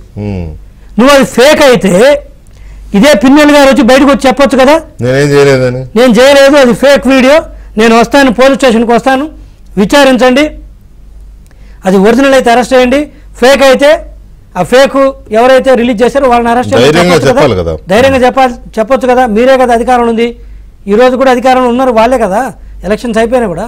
మరి ఎందుకు పారిపోవాల్సింది వచ్చింది? ఈరోజు చిన్న ఎవరో ముక్కు మోహన్ తెలియని అనామకున్నే, అంటే ఎటువంటి వేరే అబౌట్స్ తెలియని ముక్కు మోహన్ తెలియని పట్టుకుంటారు గంటల్లో. ఇంత ప్రొఫైల్ ఉన్న వ్యక్తిని మీరు పట్టుకోలేరా? అంటే ఎవరు నాటకాలు ఆడుతుండ్రు, ఎవరి చేతగా అంటారు? మీరు కథలు చెప్తానరా?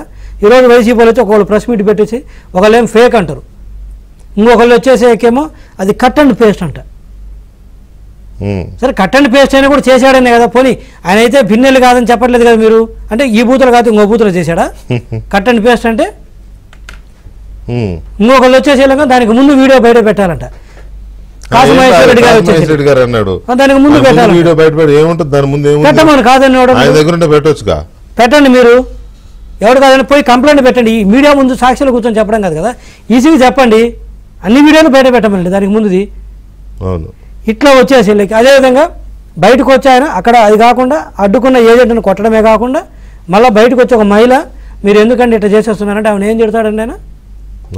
ఏం తిట్టాడు చెప్పండి, వద్దులే చెప్పండి, తెలియాలి కదా, చూపించి మరి చెప్పండి.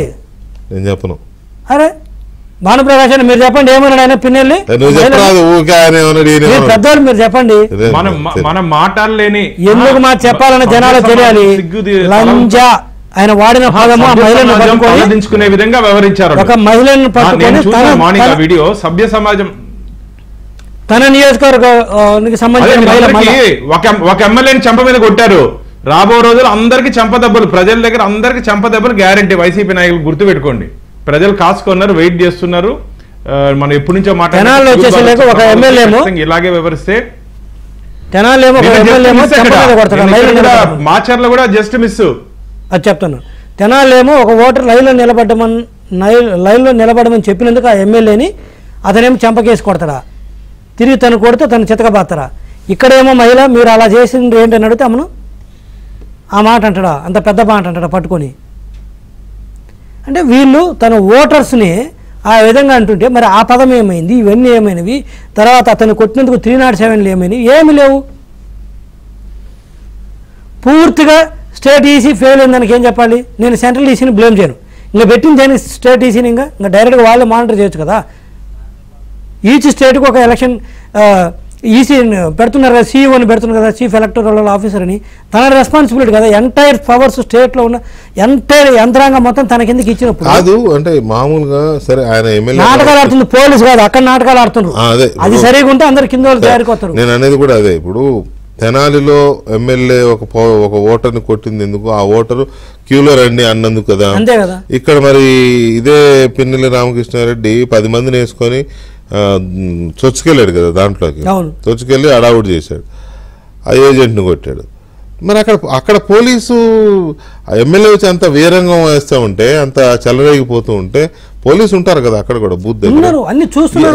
ఎందుకు ఎవరు కనీసం సుమోటోగా కేసు పెట్టడమో లేకపోతే తర్వాత కంప్లైంట్ తీసుకోవడమో ఎవరి దగ్గర ఏదో ఒకటి ఉండాలి కదా.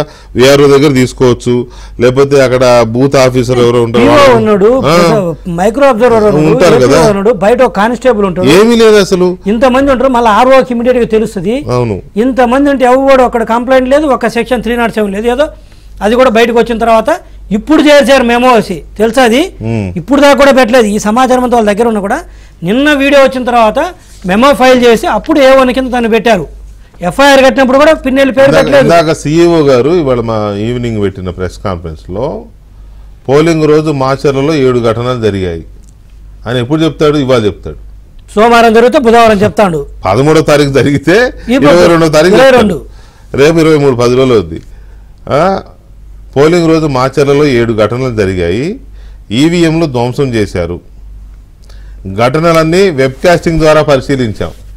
Note this point Vikram garu and all others. ఘటనలన్నీ వెబ్ కాస్టింగ్ ద్వారా పరిశీలించాం. ధ్వంసం చేసిన ఈవీఎంలలో డేటా భద్రంగా ఉంది. డేటా భద్రంగా ఉండడం వల్ల కొత్త ఈవీఎంలతో పోలింగ్ కొనసాగించాం. ఓకే, డేటా భద్రంగా ఉండడం వల్లనే రీపోలింగ్ కూడా నిర్వహించలేదు. ధ్వంసం ఘటనలపై తర్వాత విచారణ ప్రారంభించాం. తర్వాత సిట్టుకు పోలీసులు అన్ని వివరాలు అందించారు. ఈ నెల 20న రెంటచింతల ఎస్ఐ మెమో దాఖలు చేశారు. 13వ తేదీ ఘటన జరిగితే వెబ్ కాస్టింగ్ లో అప్పుడే మేము చూసాము, అన్ని ఆ రోజే విధ్వంసాలు అన్ని చూసాం మేమని ఆయనే చెప్తున్నారు. డాటా బాగానే ఉంది కాబట్టి రీపోలింగ్ ఇవ్వలేదు. ఓకే, డాటా బాగానే ఉంది, రీపోలింగ్ ఇవ్వలేదు. అంటే డాటా బాగుంటే ఏం చేసినా పర్లేదు. ప్రాణం ఉండేలాగా మనిషిని కొడితే కొట్టడం తప్పు కదా? ఇది డెమోక్రసీ కదా. ఈవీఎం అంటే ఏంటి?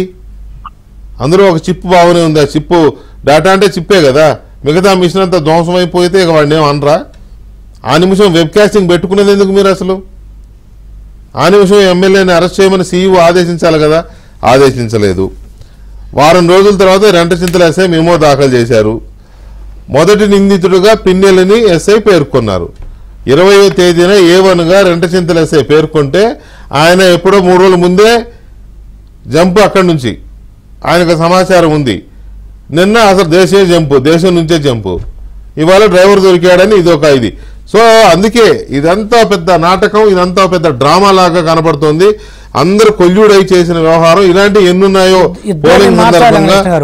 ఒకటి అసలు ఫస్ట్ ఎవరు అడగలేదు, ముఖేష్ కుమార్ మీనాని మార్చారు ముందు స్టేట్ సీఈఓని, 2 సీఎస్ను. వీళ్ళిద్దరిని తీతే కానీ దరిద్రం పోదు. వీళ్ళిద్దరు కొల్యూడే చేస్తుంది. అదే ఇప్పుడు వీళ్ళిద్దరు టైమ్లీ యాక్షన్ ఉంటే పరిస్థితి ఉండదు. ఇలాంటి ఇంకెన్ని జరిగినాయో పోలింగ్ రోజు అనేది ఒకటి. కౌంటింగ్ ఉంది, చాలా ఇంపార్టెంట్. కౌంటింగ్ చాలా కీలకమైన చూడలేదు.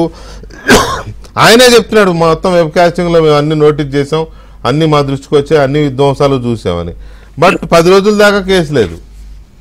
అంటే మొత్తం తతంగాన్ని చూస్తే రాష్ట్ర వ్యాప్తంగా ఇంకెన్ని జరిగినాయో వీళ్ళు ఎన్ని చూసి చూడనట్టు వదిలేశారు అనే అనుమానం కలుగుతుంది కదా. ఎట్లా అయితే నాకు ఒక్క 2 నిమిషాలు సమయం ఇస్తే మీరు ప్లీజ్ క్రొనలాజికల్ గా కొన్ని చెప్పదలుచుకున్నాను. ప్లీజ్ తీసుకోండి. ఫస్ట్ ఆఫ్ ఆల్ అండి, మనం ఆ Palvai gate incident, Palvai gate అనే ఊర్లో జరిగిన పోలింగ్ బూత్ లో జరిగిన ఇన్సిడెంట్ నుంచి చూసినట్లయితే ఇక్కడ ఏమైందంటే ఇప్పుడు ఇందాక బుద్ధా వెంకన్న గారు చెప్పారు, వాళ్ళ మీద ఎటువంటి దాడి జరిగింది అనేటువంటిది వాళ్ళు చాలా స్పష్టంగా చెప్పారు. అవును. అంటే ఇక్కడ నా పాయింట్ ఏంటంటే, అంటే తెలుగుదేశం పార్టీకి ఒక ఫెయిర్ ఐడియా ఉండాలి. మాచర్లలో ఏం జరుగుతుంది, మాచర్లలో ఉన్నటువంటి ఎమ్మెల్యే ఎటువంటి వాడు, ఆయన ఏ విధంగా తను ఎలక్షన్ జరిపిస్తాడు అనేటువంటి ఒక ఆలోచన ఉండాలి. అంటే ఫస్ట్ ఆఫ్ ఆల్ నేను ఎందుకు చెప్తున్నా అంటే ఈ మన పిన్నెల్లి ఆ బూత్ లోకి వెళ్ళి ఈవీఎం ధ్వంసం చేస్తుంటే అక్కడ ఉన్నటువంటి తెలుగుదేశం కార్యకర్త ఒక ఆయన ఏజెంట్ గా ఉన్నటువంటి ఆయన పేరు నంబూరి శేషగిరిరావు. ఆయన క్వశ్చన్ చేశాడు. ఆయన క్వశ్చన్ చేసిన తర్వాత ఎమ్మెల్యే వెళ్ళిపోయాడు. ఈయన శేషగిరిరావు గారు అనే ఆయన బయటికి వెళ్తే, ఎందుకంటే ఆయనది నేను యూట్యూబ్ లో చూశాను ఆయన మాట్లాడేది. ఆయన ఏం చెప్పాడు అంటే ఆయన బయటికి వెళ్ళంగానే ఆయన మీద అటాక్ చేశారు. అవును, ఆయన తలపగలు కొట్టారు. ఆయన బయటికి వెళ్ళే సమయంలోనే ఊరంతా వెళ్ళిపోయింది. ఎవరైతే, ఎందుకంటే మళ్ళీ పిన్నెల్లి వెళ్ళి మళ్ళీ తన అంచులను తీసుకుని వచ్చి ఊరు మీద దాడి చేస్తారనేటువంటి భయంతో ఊళ్ళో అందరూ వెళ్ళిపోయారట. ఈయన కనీసం హాస్పిటల్కి తీసుకెళ్లే వాళ్ళు ఎవరు లేరు. అట్లాగనే సాయంత్రం చీకటి పడేంత వరకు వెళ్ళి అక్కడ ఎవరో ఆర్ఎంపీ డాక్టర్ని తీసుకుని తర్వాత ఆయన రాత్రిపూట పొలాల్లో ఉండి రాత్రి వరకు పొలాల్లో ఉండి ఈ 10 రోజులు ఆ విధంగా చేస్తున్నాడు ఆయన.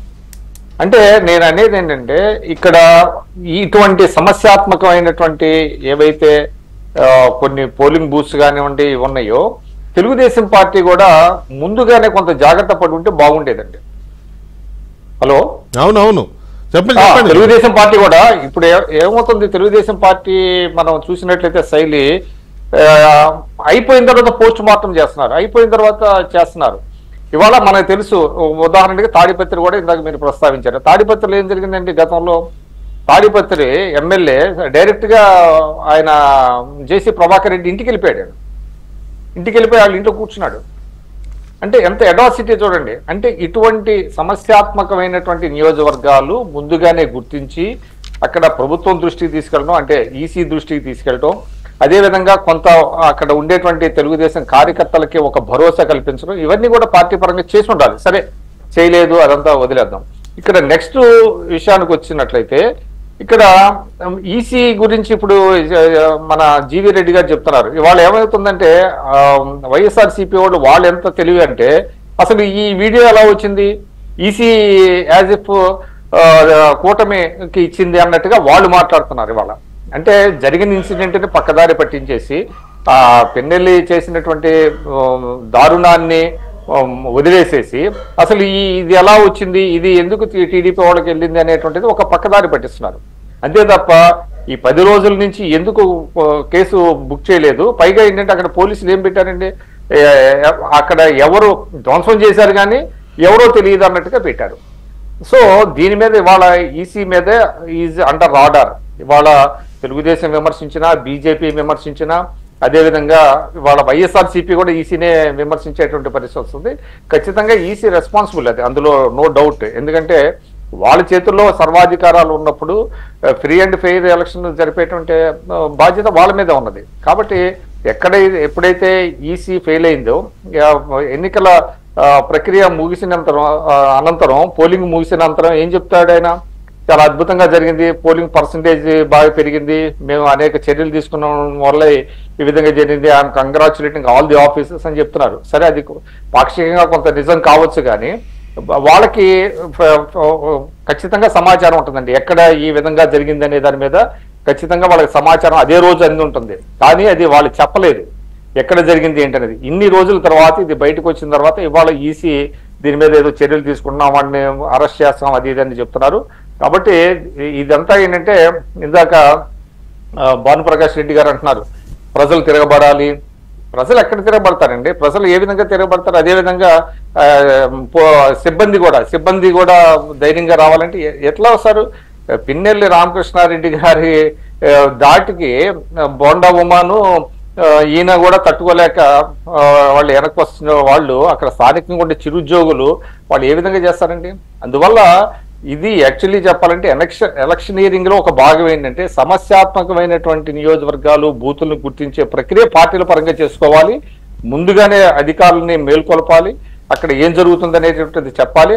అది చెప్పకుండా అంతా అయిపోయిన తర్వాత డ్యామేజ్ జరిగిన తర్వాత ఇవాళ ఏం జరుగుతుందంటే పోస్ట్ మార్టం చేసుకోవటం వల్ల వచ్చే ఉపయోగం లేదు. అది ఇంత అనుభవం ఉన్నటువంటి తెలుగుదేశం కూడా ఈ విషయంలో పప్పులో కాలేసిందని నేను చెప్తాను. తప్పులో కాలేసింది. ఎందుకంటే వాళ్ళు ముందుగానే మేల్కొని ఉండాల్సింది. సక్రమమైనటువంటి ముందస్తు చర్యల కోసం ఏ విధంగా ప్రభుత్వ ఈసీ మీద కొంత ఒత్తిడి చేసి ఉంటుంటే బాగుండేది అనేది నా అభిప్రాయం. అది తెలుగుదేశం రైట్ స్పిరిట్ లో తీసుకుంటుందా లేదా అనేది కాదు, కానీ బట్ ఇది మాత్రం వాస్తవం అండి. అది వాళ్ళు ఏ స్పిరిట్ లో తీసుకుంటారు అనేది అనవసరం అనుకోండి. మన క్వశ్చన్ కానీ మన అనాలిసిస్ కానీ మన అభిప్రాయం అలాగే ఉంటుంది. చూడండి, ఒక్క అక్కడ ఏజెంట్ అండి, ఆయన single, hats off to him. ఆ నంబూరి ఆయన శేషగిరిరావు గారు అనుకుంటా, ఆ నంబూరి శేషగిరిరావు గారు ఒక్కడే ఉన్నాడు. పిన్నెల్లి రామకృష్ణారెడ్డి క్వశ్చన్ చేశాడు ఇది కరెక్ట్ కాదని. మిగతా వాళ్ళందరూ మనం చూసినట్లయితే అక్కడ ఎలక్షన్ సిబ్బంది ఏంటి లేచి నిలబడి నమస్కారం పెడుతున్నారు వాళ్ళకి, బయటకు వెళ్ళిపోయారు. అంటే అంత దీంట్లో కూడా ఒక్క కార్యకర్త అతన్ని క్వశ్చన్ చేయటం, దెబ్బలు తిన్నా కూడా ఏజ్డ్ ఆయన చెప్తుంటే నాకు చాలా ఇదేసింది. ఆయన రాత్రి చీకటి పడేంత వరకు పొలంలోనే చెట్ల దగ్గర దాక్కుని ఉన్నాడంట. ఊర్లో అందరూ వెళ్ళిపోయారంట. ఇప్పుడు చూడండి, అది జరిగింది. పిన్నెల్లి రామకృష్ణారెడ్డి సిట్టింగ్ ఎమ్మెల్యేగా ఉండి ఇది పారిపోవడమే అంటున్నారు అందరూ, అంతే కదా? పోలీసులు వెతుకుతున్నారు, ఆయన దొరకలేదు, డ్రైవర్ దొరికాడు అంటే ఆయన చంపానే కదా అర్థం. పారిపోవడాన్ని మనం ఎలా చూడొచ్చు? బాధ్యత లేదు. హ్యాండ్ ఇన్ గ్లవ్ అండి. అధికార పార్టీకి సహకరించేటువంటి కింద స్థాయి సిబ్బంది ఉన్నారు, పై స్థాయి సిబ్బంది ఉన్నారు. వాళ్ళ ద్వారానే ఇదంతా చక్కబెట్టుకున్నారు. అక్కడ ఏంటంటే ఆ పర్టికులర్ బూత్ లో తెలుగుదేశానికి ఎక్కువ ఓట్లు పడతాయి కాబట్టి దాన్ని తీసుకొచ్చి ధ్వంసం చేశాడు. అది ఎన్నాళ్ళ నుంచి గత 3 సందర్భాల్లో చేస్తున్నాడా, గతంలో చేశాడా అనేది కాకపోయినా ఈసారి మాత్రం అతను పట్టుబడ్డాడు. కాబట్టి ఇదంతా కింద అధికారులు అతనికి సహకరించకపోతే అంతగా జరగదండి. అది అంతా రైట్. భానుప్రకాష్ రెడ్డి గారు, ఇప్పుడు ఆంధ్రప్రదేశ్ ఎంత దారుణంగా తయారైందో, ఎలాంటి శక్తులు అక్కడ పడగ విప్పుతున్నాయో ఇప్పటికైనా ఢిల్లీ స్థాయి దాకా అర్థమైపోయి ఉంటుంది కదా. సో రాబోయే రోజుల్లోనైనా ఏపీ కోసం కాస్త మంచి శాంతి భద్రతలు ఉండే విధంగా చర్యలు తీసుకుంటుంది ఢిల్లీ ప్రభుత్వం అనుకోవచ్చా? ఖచ్చితంగా. జరగకూడదు, జరిగితే రేపు అధికారంలోకి మా కూటమి రాబోతోంది. ఎవరిని స్పేర్ చేసే అవకాశం ఎలా అంటే మేము కక్ష సాధింపు ధోరణితో పనిచేస్తామని చెప్పట్ల ప్రజాస్వామ్యాన్ని రక్షించే దిశగా టిట్ ఫర్ టాట్ ఎవరు తప్పు చేశారో వారి మీద చర్యలు ఉంటాయి. ఈ అధికార పార్టీ మారిగా ఊరికే ఒక సామాజిక వర్గాన్నో లేకపోతే మిగతా పత్రికలను అట్ట టార్గెట్ చేయము. ఎవరు తప్పు చేస్తారో వారి మీద ఖచ్చితంగా చర్యలు తీసుకునే దిశగా మా ఎన్డీఏ కూటమి పనిచేస్తుంది. ఇది ముందు నేను ఎందుకు చెప్పానంటే మాచర్ల విషయంలో ప్రజలు తిరగబడాలని. ఎంతకాలం ఇట్లా బానిసత్వంగా ఉండాలి? ఈరోజు ఆయన తిరగబడ్డాడు బూత్లో, ఆయనకి సపోర్టింగ్ ఇంకో 10 మంది వచ్చి ఉంటే ఎంత పెద్ద రౌడీ అయినా భయపడతాడన్నా, ఎంత పెద్ద రౌడీ అయినా భయపడతాడు. ఇప్పుడు తిరుపతిలో ఉదాహరణకి తిరుపతిలో ఉన్నాం మేము కూడా ఆ రోజు దొంగ ఓట్లు పట్టుకున్నాం. అధికార పార్టీ వాళ్ళతో గొడవ జరిగింది. నిలబడితేనే సక్సెస్ వస్తుంది. కాబట్టి ఖచ్చితంగా ప్రజలు కూడా మార్పు రావాలని చెప్పి కోరుకుంటున్నానే తప్ప వాళ్ళని రెచ్చగొట్టట్లేదు. ఒక్క నిమిషం భానుగారు, ఒక్క నిమిషం చెప్పండి. అక్కడ జరిగింది ఏంటంటే నేను చాలా క్లోజ్ గా నేను గమనించానండి. జరిగింది ఏంటంటే వాళ్ళు ఊరోళ్ళు తిరగబడ్డారు కాబట్టి శేషగిరిరావు గారిని టెంపరీగా కొంత ఆయన మీద చేయకుండా వెళ్ళిపోయిన తర్వాత వాళ్ళకి ఒక డౌట్ వచ్చింది. వెళ్ళిన వాళ్ళు మళ్ళీ తిరిగి ఎక్కువ మందితో వస్తారు, ఎందుకంటే అక్కడ కారంపూడి ఇటు జరిగినటువంటి సంఘటనలు దృష్టిలో పెట్టుకుని ఊరు వాళ్ళంతా వెళ్ళిపోయారు. అక్కడ తిరిగి వారు మారణాయుధాలతో తిరిగి వస్తే మనం ఏమవుతాం అని ఊళ్ళు అంతా ఖాళీ చేసి వెళ్ళిపోతే ఈయన వెళ్ళి ఫీల్డ్స్ లో దాక్కున్నాడు ఆయన. అట్లాంటి పరిస్థితి ఉన్నదండి అక్కడ. అంతే తప్ప ఊరోళ్ళు కొంత డ్యామేజ్ తగ్గిందండి. అది కానీ ఒక స్థాయి వరకే చేయగలరు వాళ్ళు. ప్రొటెక్ట్ చేయాల్సిన పోలీస్ ఎందుకంటే పోలీసులు అక్కడ ఇద్దరు ఎక్కడ సరిపోతారు? నేను చెప్పేది ఇలాంటి సెన్సిటివ్ బూత్స్ దగ్గర ముందే సెన్సిటివ్ బూత్ అని తెలుసు, సెన్సిటివ్ అసెంబ్లీ అని తెలుసు. ముందు జాగ్రత్త చర్యలు మీరు చెప్పినట్టు ముందు జాగ్రత్త చర్యలు తీసుకొని కేంద్ర బలగాలను పెట్టుంటే ఒక్కొక్కరిని కానీ వాయించుంటే ఒక్కొక్కరిని కానీ వాళ్ళకి తనామన లేదు, ఎమ్మెల్యే లేదు, ఎంపీ లేదు, మంత్రి లేదు, ఎవరైనా సరే కేంద్ర బలగాలు వచ్చాయంటే అక్కడ మనిషి కనపడి రౌడీజం చేస్తుంటే దెబ్బలు పడాల్సిందే. కాబట్టి అడిషనల్ ర్యాపిడ్ యాక్షన్ ఫోర్స్ కానీ ఇవి ఎందుకు పిలిపిస్తారంటే వాళ్ళకి స్పేర్ చేయరు ఎవరిని. ఇక్కడ ఉండే లోకల్ ఆఫీసర్స్ అయితే అయ్యో వీడి ఎమ్మెల్యే వీడి ఎంపీ అని ఆలోచిస్తారు తప్ప బయట నుంచి వచ్చిన వాళ్ళు ఎవరు స్పేర్ చేయరు. కాబట్టి ఇది యంత్రాంగం కూడా దీంట్లో ఫెయిల్ అయిందని చెప్పి మేము భావిస్తున్నాం. ఎందుకంటే ప్రజలకు భద్రత భరోసా కల్పించాల్సింది పోలీసులు, కానీ దురదృష్టం పోలీసుల మీదే సమ్మిళిత దాడి చేస్తున్నారు ఈ అధికార పార్టీ నాయకులు. పోలీసుల మీదే, తిరుపతిలో నాని గన్మెన్ మీద అవును, gunmen సమ్మెడితో మీద దాడి చేస్తా అంటే అంత ధైర్యం ఎక్కడి నుంచి వస్తుంది? అంత ధైర్యం ఎక్కడి నుంచి వస్తుంది అంటే అధికార పార్టీ నాయకులు కాపాడతారని. అందుకనే ఎవరు మిమ్మల్ని కాపాడే వాళ్ళు లేరు. ఇప్పుడు ఇప్పుడు ఒకటి చేపించిన వాళ్ళు చేయించిన అంతా ఏసీ రూముల్లో దుబాయ్లో కూర్చోన్నారు. చేయించిన వాళ్ళు చేయించిన వాళ్ళంతా ఏసీ రూముల్లో దుబాయ్లో లేకపోతే గోవాలో కూర్చోన్నారు. వాళ్ళ కోసం రోడ్ల మీద వచ్చి గొడవ పడిన వాళ్ళంతా జైల్లో ఉన్నారు. ఆలోచించారు కార్యకర్తలు కూడా ఆలోచించాలి. ఒక్క నిమిషం, మీరు ఎవరి కోసం చేశారు? వాళ్ళందరూ సేఫ్గా ఉన్నారే, సేఫ్ జోన్ లో ఉన్నారు. వాళ్ళు మిమ్మల్ని మాత్రం జైల్లో పెట్టి మీ కుటుంబ సభ్యులు కళ్ళ నీళ్ళు పెడుతున్నారు. ఒకసారి ఆలోచించండి. ఎన్నికలు అయిపోయినాయి, ప్రజలు తీర్పు ఇచ్చేశారు, ఎందుకయ్యా గొడవలు? ఫైనల్ గా పిన్నెల్లి గారు దేశం దాటి వెళ్ళారు. ఇప్పుడు వరకున్న సమాచారం మరి అది ఆల్రెడీ గన్నవరం వంశీ గారు అందుకే వెళ్ళారు అంటున్నారు. మనకు తెలియదు మరి ఆయన కౌంటింగ్ రోజు వస్తారా లేకపోతే వ్యాపారం కోసం వెళ్ళారా, వాళ్ళ అబ్బాయి కోసం వెళ్ళాడని కొందరు అంటున్నారు. వాట్ ఎవర్ కారణాలు తెలియదు కానీ బయట జరుగుతున్న ప్రచారం ఇది. ఇంకా కొంతమంది కూడా వెళ్ళారని అంటున్నారు కదా. సో దీని మీద ఎందుకు వెళ్ళారు వీళ్ళంతా? పర్టికులర్గా పిన్నెల్లి గారు ఎందుకు ఆయన పారిపోయాడు అంటారా లేకపోతే ఇంకేదైనా కారణమా? ఇంకా మళ్ళీ వేరే పేరు ఏముందని పారిపోయాడనే కదా. ఇప్పుడు తప్పు చేయలేదు అనుకుంటే రావచ్చు. వాళ్ళ పార్టీ అధికారంలో ఉంది ఈ రోజు కూడా ఆర్టికల్ 172 ప్రకారము వాళ్ళ పార్టీ అధికారంలో ఉంది. నువ్వు ఏమాత్రం 1% కూడా నువ్వు తప్పు చేయలేదని నమ్మకం నీకు ఉంటే ఈరోజు వచ్చి బయటకు ఉండాలి. వచ్చి పోలీస్ స్టేషన్లో కూర్చో, ఏమవుతుంది? రిమాండ్ చేస్తారు. ఆడ కూడా జైలర్లు అంతా మీ మనుషులే కదా.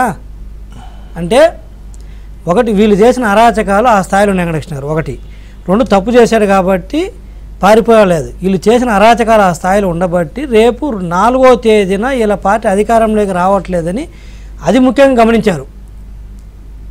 వాళ్ళు తప్పులు చేస్తే పారిపోయే బ్యాచ్ కాదు వాళ్ళు.